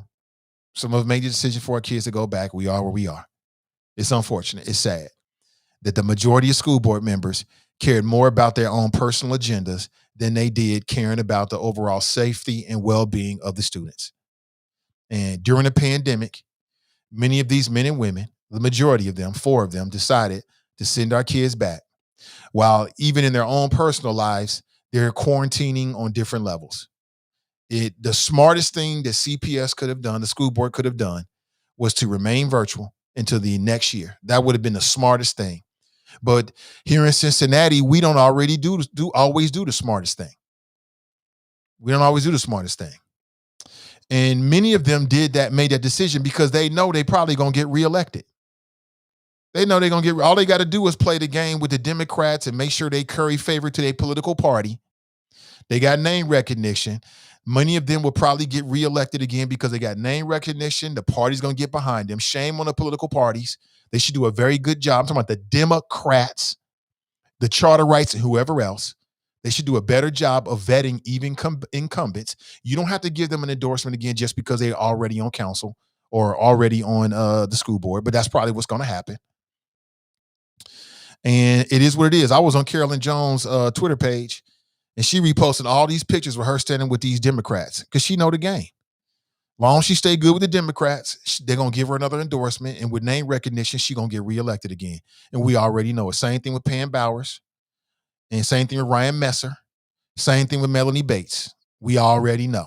So I don't have no illusions about it. That's just a game of politics, where politics trump people. Simple as that.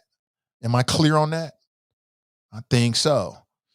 You think I'm lying? You go to her Twitter. You go to Carolyn Jones. She's the black female school board president. You go on her Twitter page right now. I was just on there the other day. She got all these pictures she didn't retweeted with her standing with David Pepper and all these Democrats because she know how the game is played.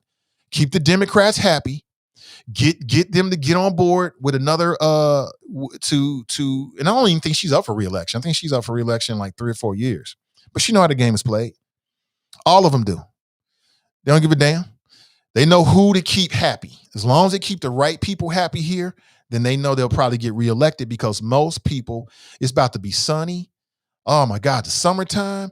Most people are going to forget all this outrage because they're going to be eating ice cream and going to outdoor concerts. They're going to forget all about it. And if their kids don't get COVID, their outrage level is going to go way, way down. Like I said, I've been living in the city long enough. I know how the outrage lasts about this long in Cincinnati, that long.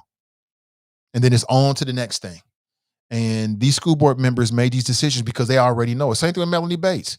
It don't matter if she was disrespectful to the parents and the children and she really don't really give a damn about the job. It don't matter because she can take pictures with city council member. You know, somebody gonna support her. So I already know. That's just that's the reason why nothing really happens in this city because of the politics. It's I'm cool and friends with you. Everybody's Cincinnati polite. And they're going to ride the winning hand. They're going to roll with the people that roll with them. And in most cases, if I had to guess right now, I would say that all the incumbents are probably going to be reelected. Despite, I don't give a damn what they said or did or what their decision making was because the public's energy is only, the attention span is this quick. And then they know how to play the game of politics here. Just stay close to the Democrat Party if that's where you got your endorsement. Get that endorsement again. Now the party will be invested in your reelection. Stop me when I stop making sense. We already know. I have no illusions.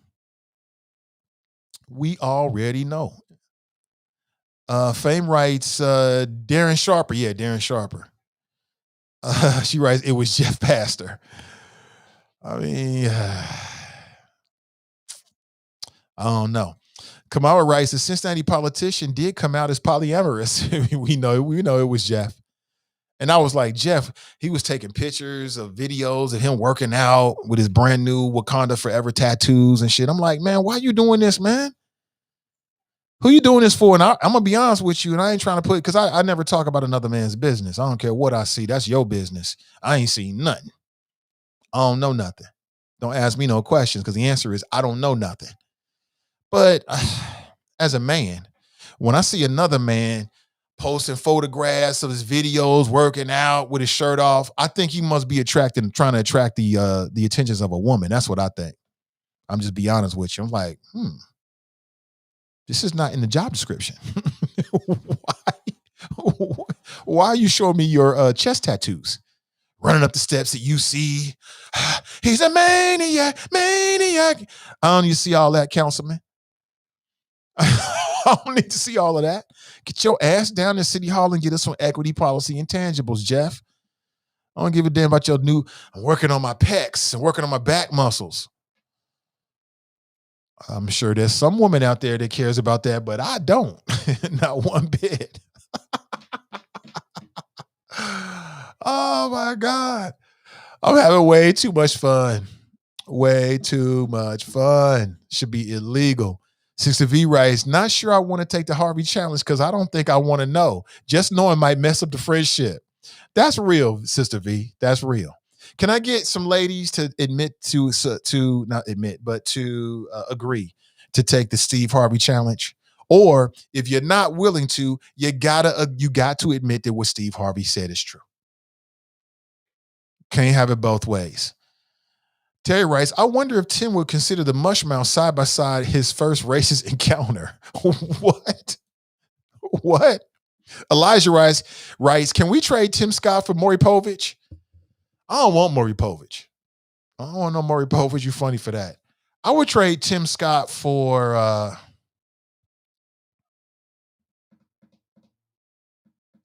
I'm not sure. I'm at a blank. I'm not sure who I would trade him for, actually. I'm not sure. Elijah writes, Maury has helped the black man. Why? With the pregnancy test. That's how he helped the black man. Sister Iris writes, teach Nathan Ivey they can read black folks like a scroll. Right. All you got to do is go to their Twitter page. That's why I go to these politicians' Twitter page, because it tells a lot about you. And if you know what you're looking for, and the timing means a lot too, they don't have to actually type anything, and they communicate a whole lot. It's what people put on social media means a whole lot to them. It shows you what they value. It shows you whose attention they're trying to get. You know what I'm saying? You know, all of a sudden you retweeting you in photographs with David Pepper. I'm like, you doing this all? What's you trying to say? You send a message to the party. That's what you're trying to do. Oh, okay, I see you. We are not dumb. Ain't nobody dumb out here. Sister V writes, Bobby Womack, I wish he wouldn't trust me so much. Right. I remember that song. Not the back muscles. Yeah, man. I went to I didn't go to it. Just came up on my screen. Matter of fact, it was part of his Facebook story. I'm like, what the hell? I see somebody got a new Wakanda Forever tattoo. Got a whole new tattoo right here. I'm like, Jeff, what is you doing, bro? Working out. With the Rocky theme in the background. Dun, dun, dun, dun. Dun, dun, dun. Dun, dun, dun. I'm like, what does this have to do with policy? Nothing. I don't see any other council members doing this. This is just strange. Pamela writes, I will never admit Steve Harvey is right. I don't know what it's going to take, Pamela. I mean, you've got men in here admitting it. If you don't think, Pamela, listen, you are a prime candidate to take the Steve Harvey challenge this morning. Take the Steve Harvey challenge this morning, Pamela, and then tell us what happens on Monday. Because I already know what's going to happen. If you have any so-called platonic friends, and I mean platonic in the sense that you never had a sexual relationship, men you've never had sex with, take the Steve Harvey challenge and see what happens. They'll be, so what time you want me to come over? That's what you're going to get. Just like that. I mean, this is so basic. Terrence writes for Ian Rappaport. Ian Rappaport. Who the hell is Ian Rappaport? Let me look that up. Ian Rappaport. Who is Ian Rappaport from Rap Sheet? I don't even know who this is. An American sports writer, pundit, television analyst who primarily covers the National Football League. I have to take your word on it, bro. I don't even know who that is. Speaking about not knowing who it is, who in the hell did the UC Bearcats just hire to be their men's basketball coach? Who's making these decisions? You got Nick Van Exel, man, who is one of the best ballers to ever come out of the UC basketball program. I mean, the brother is right up there. He might be the best. He went on to have a long, illustrious career with the Los Angeles Lakers. Didn't he win a ring or two? With Kobe and Shaq and them? He ain't good enough to be a basketball coach for the UC Bearcats? That's where the Bearcats keep losing me. They keep getting these unknown white dudes instead of getting a former player that was a dog. Nick Van Exel was a monster. He was a problem on the court. He was an extraordinary talent. He went to the league. Man, if you doubt what I'm saying, you go watch that podcast, one of my favorite sports podcasts, All the Smoke. When Nick Van Exel's name come up, everybody agree he was a monster. He was not to be played with. He was an extraordinary talent, like out of this world. Somebody's calling me, hang on the line. Can I get more than 3 seconds? I'll bring you straight on. Damn. Trade Mushmouth for Chris Cuomo. I would do that. Yeah, I would do that. Politically Petty writes, Tim Scott for Chris Matthews. We don't want no damn Chris Matthews, man. What is this thing with you and Chris Matthews? Let me move on before we roll out this morning. Pardon me. Don't forget the Is It Just Me podcast coming up at 12:30. It's going to be a special broadcast in the sense that it's going to be from 12:30 to 2:30 because she's going to be talking with 3 of the mayoral candidates. At 1 p.m., she's got Avtab Pureval scheduled. At 1:30, Cecil Thomas is scheduled. And at 2 p.m., Gavi Beckstrip is scheduled. And they're all scheduled to do like Zoom-style calls so you can actually see them on video and interact with them. And this will be one of your last chances to hear all of those kind of candidates together. I'm going to catch up with Gavi on Monday. I think about 9 a.m. on Monday. So we'll get a chance I want to talk to everybody here. And I want everybody to know that David Mann, he just shunned our little platform. Initially his people, right after we did the NAACP, his people reached out to me. I was like, cool. I reached out to them. It didn't really happen in a timely fashion. When I reached out to them again, basically I was told that he's too busy to come on the show or to deal with any of our podcasts. I want people to know. And I take that as a badge of honor. There's a huge part of me that loves it when I hear that because that tells me I'm doing my job. I don't want to, this ain't pushover radio where you can come in and say some dumb shit and not get challenged. That's not going to happen here. You know what I'm saying? If you want to do pushover radio, you can go other places for that. This is not what this is. Over here, with these folks, you got to come correct. It's got to make sense. Because if it don't, you're going to get challenged. Period. And it don't matter whether you're a Democrat or a Republican or independent or we're cool or we're not cool. It makes no difference because I got a reputation to uphold. My reputation is way more important to me than any relationship. Way more. So over here, with this show, with CDM, what we do, you're going to get challenged. So when I hear people don't want to come on, I just chuckle to myself like, you're doing a good job. Gold star for Nathan. But I want you to know who's who and who's not. So you know that. Okay. I think in the message his people told me that it was the silliest thing. I remember telling the wife, like, they acted like I asked him to come on and go on a date or something. This is about the campaign. I think the message was he's got a lot of campaign events. In the morning, this is a campaign event. What are you talking about? We talk with Cincinnatians. These are voters and influencers. Again, people don't understand. These are voters and influencers. But people make their own decision. We're still growing. We're still growing. We'll be there. Because I don't give up. I ain't going nowhere. I ain't going nowhere. Yeah. I mean, she said he refused. I don't know if it's, I guess you could kind of say that. I want to be fair here and accurate. So they reached out to me. I'm speaking about David Mann's people. They reached out to me right after the NAACP when I moderated that town hall forum. They reached out to me like the next day. I reached back out to them and said, let's make it happen. For a couple of weeks there was really no conversation. It was kind of like up in the air. Then I reached back out a few weeks ago like, hey, the door is open. I want to get David Mann on. You tell me when it's open. You can't get more flexible than that. You pick the day, and here's the time frame between 8:30 and 9:30, typically when I start my interviews. You tell me what's happening. And what I got back was, last couple of weeks, Nate, he's really busy with campaign stuff. As if I was asking him to come on and we was going to talk about ice cream and Cholitos. This is related to the campaign. So then I saw that he did an interview with a podcast that I know does not doing the numbers that we do, does not have the influence and reach that we do.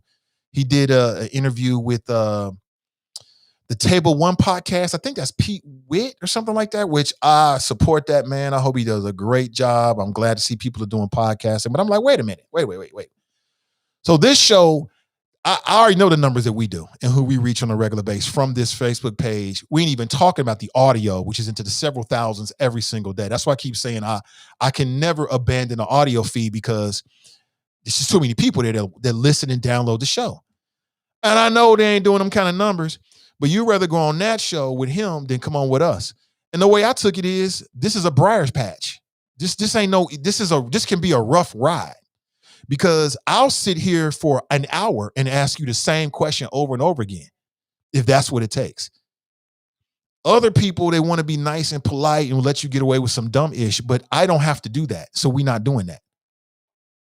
So you say some dumb shit to me, we'll sit here all day long on one question. And I've done it before, not quite an hour, until it makes sense to drag it out of them or just to show just how dumb it really is. And so I just feel like the reputation of the show precedes me, and I love that. That's what we need. We need fearless, tearless media that's not afraid to be impolite, that's not afraid to do what needs to be done to get to the bottom of it. And if I was just going to do what everybody else is doing, then why even do anything? I'll just let them do it. Charles writes, too busy on the West Side trying to get votes. Yeah, I think it was a strategy. I don't take it super personal. I think it was their strategy. Their strategy is that we're going to try to get West Side and Republican white votes. So it's like, yeah, and I don't know. Did he talk to Lincoln? He might have talked with Lincoln. I don't know. I didn't hear it, but to me, it's more of their strategy, more so than it's personal. So about me, I don't take anything personal. This is business. Crystal writes, the people's business. David Amadeus Man. Because I was going to ask him about why he put white wigs on black kids. You already know. The NAACP forum wasn't the place for that because I was serving for them. The Nathan Ivey show is where we can get deep in all those kind of questions and get to the bottom of it and shut everything down if that's what we need to do. I mean, I have no problem. I'll spend a whole hour on one question. I'll ask the same question over and over again just to show, that somebody's trying to dodge it. And I wouldn't think anything else about it. I think it'd be great radio, quite honestly. It is what it is. Toy writes, I am not that vested anymore, LOL. I didn't go to UC just from Cincy. I'm waiting for more strong coaches at HBCUs, but by default, I always had to end up rooting for UK anyway. Yeah, I don't understand. I thought Nick Van Exel and they have some other brothers that used to play. Martin was his last name. Not Kenyon Martin, but there's another guy whose last name was Martin. And I'm like, why can't we get a former UC player to be the coach? They always go get, and again, I'm sure this dude is pretty credentialed. I'm sure he's going to be big, successful, and all that kind of stuff. But as an alum, I'm like, why don't we ever get a former player to be the UC coach? That would be huge. People would show, if Nick Van Exel was the coach, oh my God, that would be so huge. And I think that players, if I was a player, I would respond better to a former coach, former NBA champion than I would just some dude, with a clipboard that always wanted to be a coach. That's just me, but everybody's different. I wish them the best. I'm sure it's going to be great.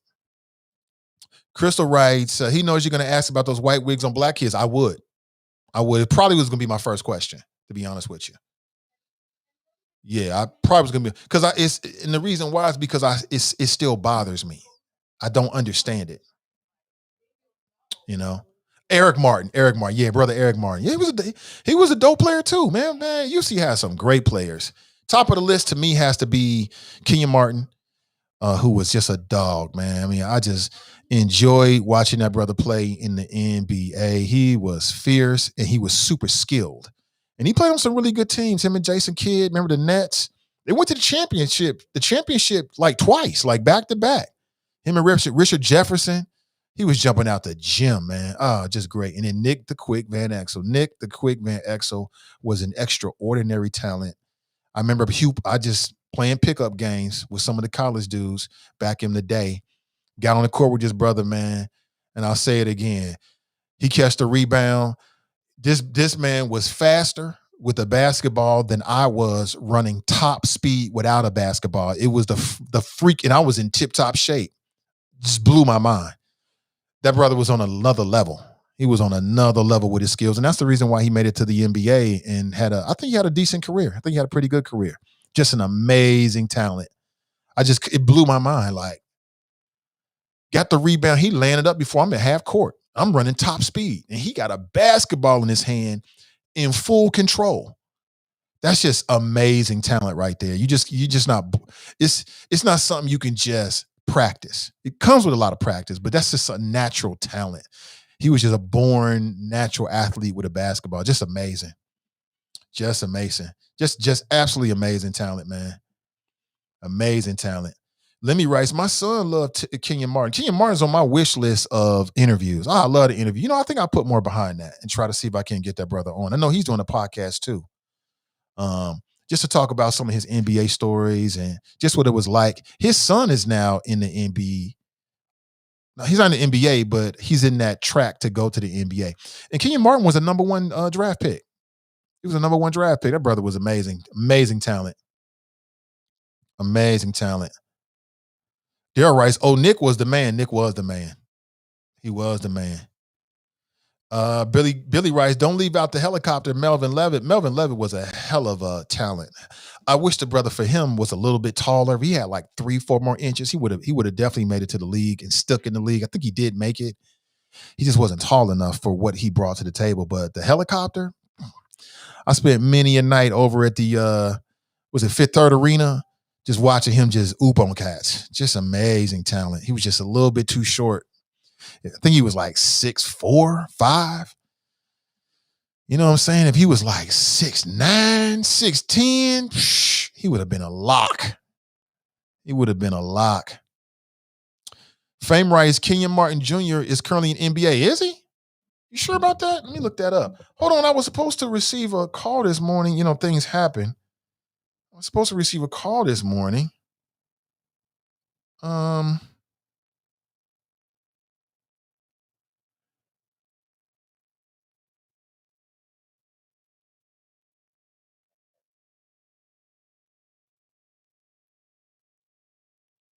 Hold on.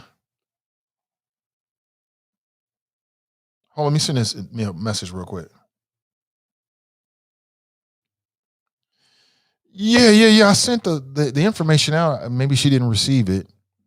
Hold on. We still got a little bit of time. This is very important to me because I want to make sure that I introduce all of the podcasts to the audience before we start. Now, we could always do it next week, but I had sold it and told everybody it would be today. It'd be nice to get it going today. Let me see here. We got some time, and I can go a little bit longer. It says he's in Houston. Oh, really? Okay, I didn't know that. Okay, there I am. I know he got picked up last year, huh? Okay. Charles Williams is an elite trainer and coach. Not sure why he is still on the high school level. I do know Charles Williams. Yeah. That's a good brother right there. That's a good brother. A lot of people don't know that he is related to Venus and Serena Williams. He is their half brother. A lot of folks don't know that. He don't like that to put out there. If he's somewhere like, oh damn, Nate, why you tell him? Yeah, I like Charles Williams. He is he was a strong player. I would say he was a good player. And yeah, he does do some local stuff with high schoolers. And he and I were working, like I told you, in a different life. I was in youth development at a CPS school, and he worked at the school at the same time. So we just talked a little bit more. I'm not saying we friends, but friendly. I think we bought a little bit at the Friars Club too. We bought a little bit here and there. But a good brother nonetheless. He was a good brother and a good coach. Yeah, I think so. Yeah, I like Charles Williams. Yeah, let me see. She may be able to give us a ring here late in the show. Let me just wait a little bit and see. Didi writes, he is a good guy. He did come 2018 to speak with the kids at SCPA. My daughter came home telling me about it. You talking about Charles? Yeah, he is a good guy. He is a guy. I'm not saying I know him like that because I don't, but if we see each other, we'll definitely speak. Definitely get a brother daps and wish him the best. We bought a little bit on this. I can't remember if we went heads up or not. I can't remember. Those days are such a long time ago. But at the Friars Club, man, some of the best games ever. great brothers, man. I miss those days. I tell the wifey all the time, I miss those days. I miss competing physically against other men. That's the only way you can really get sharp, is when you're competing physically against another man and being pushed in that way. And I loved all of it. I love all of it. I love the fights. I love the elbows. I love the competition. I loved all of it. I love every bit of it. I wouldn't change one bit of everything. And it's just a lot of talent. I had no idea you could be that good at basketball until I started playing against other brothers. I'm like, damn, had no idea. Brothers taught me a whole lot. Brian writes, Kenyon Martin's son plays for the Rockets. Okay, I stand corrected. I didn't know that. Okay, so before we roll out of here, I want to extend the show just a little bit because I may get a chance for our guest to call in. 3 OMG stories that you might have missed this week. 3 OMG relationship stories that you might have missed this week. And I've talked about 2 of them. But before we leave, I want to talk about the last story. Okay? I want to talk about the last story. And that has to do with D Wade and Gabrielle Union. And the Griot is reporting some comments that he made to People's Magazine this week, in which they were talking about their relationship and what it takes for their relationship to be what it is. And I didn't know this, but both of them are on their second marriages. Didn't know that. She's actually older than he is by like 10 years. Okay, good. Okay, Ed, okay, great. So we'll catch up on Monday then. So I kind of missed my window there. We'll catch up on Monday. I'll keep the suspense. Now, if you're a patron, you already know who it is because I posted who it was and who to expect to my patrons before anybody else. And before I roll out today, of course, I've got to thank all of my patrons this morning as well for another month of your support in what I'm doing here and what we're doing. More importantly, is way bigger than me at this point. Hold on one second. I got to go through the list and thank everybody for their support, starting with Rhonda. Hey, Rhonda, thank you so much.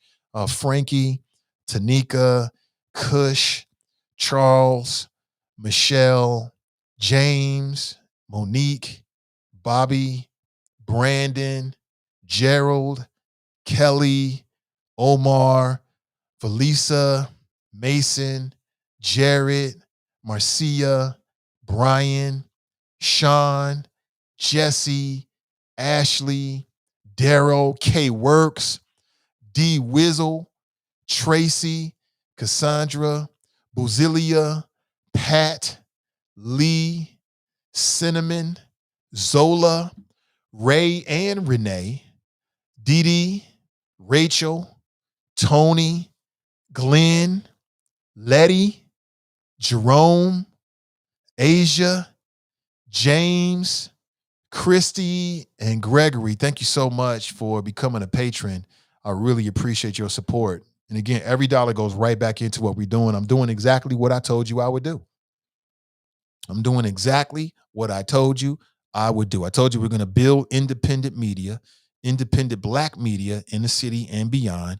And that is exactly what I'm doing. I just posted a link. If you're interested in taking a look at what it means to be a patron or becoming a patron, then, take a look.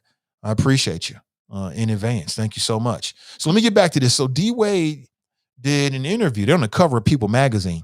Did an interview and they talked about their marriages and what it means for their marriage. And one thing in particular kind of caught me. He said, I know when to shut up as it relates to his relationship and marriage with Gabrielle Union. And you know what? I think one of the reasons that I like their relationship is because it's imperfect and they admit it. Like, you can have an imperfect, successful relationship. I think so. I don't think anything is perfect. And I just love their transparency, even in terms of dealing with his now daughter, born biologically a son. The fact that they're so upfront with it, I think is an example to other people. And they talk freely about it on whatever podcasts or shows that they're on. But I thought it was interesting. He would say that I know when to shut up.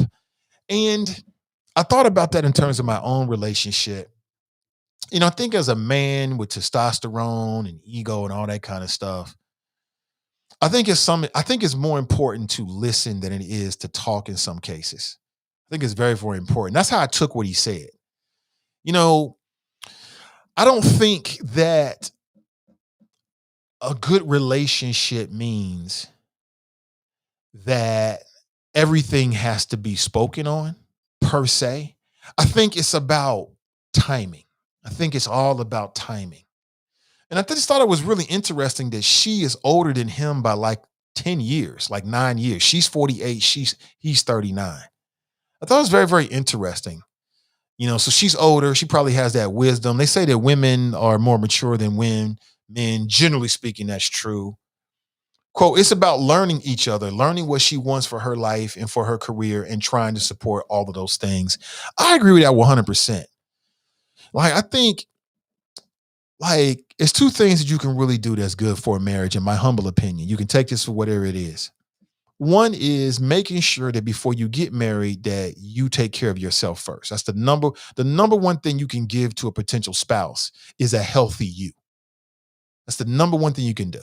If you don't do anything else, I ain't talking about having your credit together. I'm talking about making sure that you are healthy emotionally and in terms of your own maturity before you get intertwined with somebody else. That's the number one thing you can do.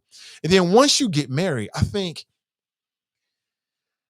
your role as a spouse is what D-Wade just said, you know, learning this other person and then supporting their career and supporting whatever their spark is. That's what it's all about. Like, you know, whatever your spouse wants to do, you should get on board 100% and not just be the number one cheerleader, but to also be like that battery for them as well, right? Because if not, then why do it? Why do it? It's very, very interesting. Sometimes you need that person to let you lay their head on your shoulder, and sometimes you need to be like, tough it out. And we have that. We're not perfect. There's times she will not talk to me for a week, but I think we've got a good combination of it all. That's interesting. Don't talk for a week. Yeah, I think he's right about that. Like, it'd be like sometimes you got to let that person lay their head on your shoulder. And then sometimes you got to be like, get out there and fight. You know what I'm saying? Any married people want to chime in on this real quick before we roll out? I think one of the best things that I like about their relationship is that they admit that it's not perfect. I think a lot of non-married people think that a good marriage has to be perfect. I don't believe that. I don't think there's any relationship that's perfect. No, I don't even think the relationship that people have with themselves can be perfect, quite honestly. I think admitting that and moving forward is what makes it either good or keeps it going. And if you remember, I'm not sure if they were married at the time or were they married? They were dating. No, they were dating back in 2008, but took a break for a couple of years. And in between that, he fathered a child with somebody else, and then they got back together. That had to be a real tough conversation to look at this woman in the face and tell her that. That had to be real deep right there. Real deep. You look this woman in the face and tell her you got another baby on the way, and you can't do nothing about a baby. I mean, once the baby is here, the baby is here. That's dad. That's his child. And I just felt like the way they dealt with it was so mature. So I'm not trying to say they're like relationship goals or anything. I would just say that I sometimes hear non-married people say things about married people, and it just seems like they just don't know what they're talking about. They just have an unrealistic viewpoint of what a marriage or even a long-term relationship that's not a marriage is really supposed to be. I don't know. I'll leave you with that. Cass writes, that's true, and it takes two emotionally mature people to make it work. Regina writes, no marriage is perfect. If someone says it's a lie. Almost 26 years for us. Exactly. Jerica writes, that's real deep because Gabrielle has battled with infertility. Right. So she's not able to have a child. You go out here doing your break and have a child with another woman. I bet that hit her like a ton of bricks. I bet that hurt her very, very, very deeply. But they were able to, if you're not together, you're not together. I mean, you got to kind of deal with it, I guess. Queen writes, it might not be perfect, but what's the purpose if it's moralless and open? I understand what you're saying. I understand. Dee writes, break. They did not have a break. They were together and she accepted a child. That's right. There is dedication to your partner. No, I think they took a break. They took a break. He started dating somebody else. They got back together. And then as they got back together, he had to tell her, like, look, I got a son on the way. I bet that was a difficult thing to say. I bet that was real difficult. I think that good people sometimes make mistakes. I think that what we think is a relationship from before we start to deal with shit. Like sometimes you'll tell yourself, I never deal with that. And then you get into a relationship with somebody, you get entangled, not in terms of an August Alsina and Jada Pinkett Smith entanglement, but like an emotional entanglement. And you find yourself in situations that, like, maybe a younger version of you would have told yourself you would have been out. I ain't dealing with that. I'm telling you, that emotional thing is so deep, family. I'm just going to tell you, man, I'm 21 years in. I'm just telling you, marriage is not to be played with. It is not to be taken lightly. And just be sure that's really what you want before you do it. This can be a lot of fun. I mean, very beneficial. I think the best thing about marriage is, just having another human being that will work in your best interest. And then the second part about it is in a capitalistic society is having two incomes and, having that other person you can stack chips with and experience life with. There is a lot of good things about that.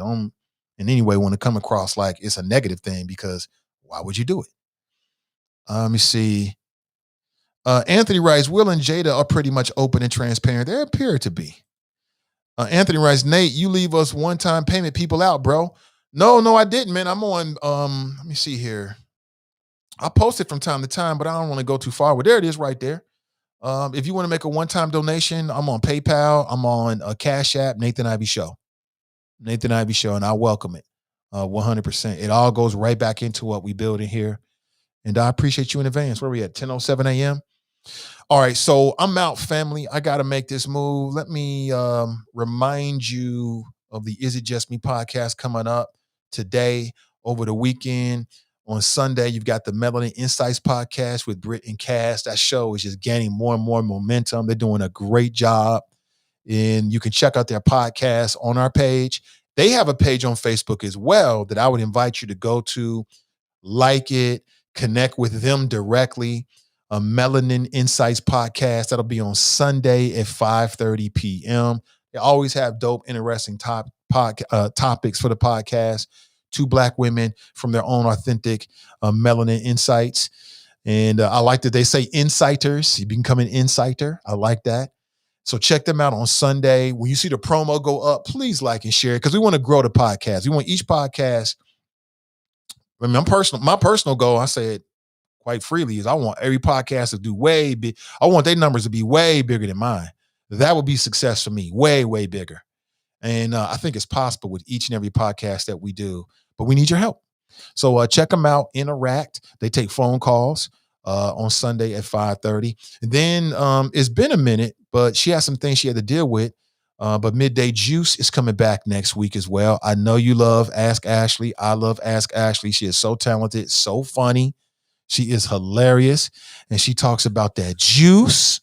Okay. And we got more planned as well. So make sure you check her out. She's on Facebook. You can connect with her as well. And we'll talk real soon. All right. Have an excellent rest of your day and have an excellent weekend. I wish the best for everybody. Stay powerful out there, family. And again, if you want to make a one-time donation, Nathan Ivy Show on Cash App, Nathan Ivy Show on PayPal. It's very, very simple. There's a link in today's description. My link tree is there. It'll take you directly to everything. So if you want to become a patron, you can do that. If you want to make a one-time donation, you can do that as well. All right. So thank you so much, family, for being here. Hope you enjoyed the show. We kind of switched it up a little bit. This is more of my wheelhouse. I keep telling people I'm more than just a political animal. I'm into people, politics, and pleasure. That's what I talk about. And the pleasure is all mine. All right. Have an excellent rest of your day. Remember our motto: winners focus on winning. Losers focus on winners. So stay focused and stay winning, and we'll talk real soon. I'm out.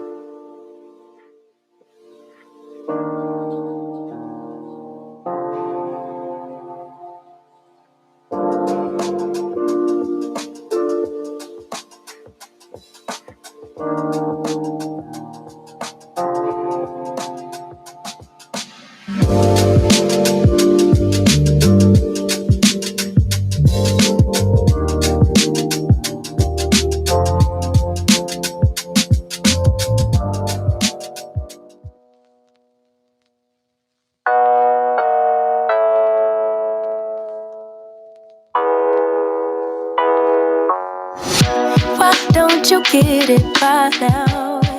Tell me what you learned in grade school. Give it to me like you want it. Did you forget that golden rule? Why is our love at one-sided? It should really be give and take. Fill you up and leave me empty. Baby, was that my mistake?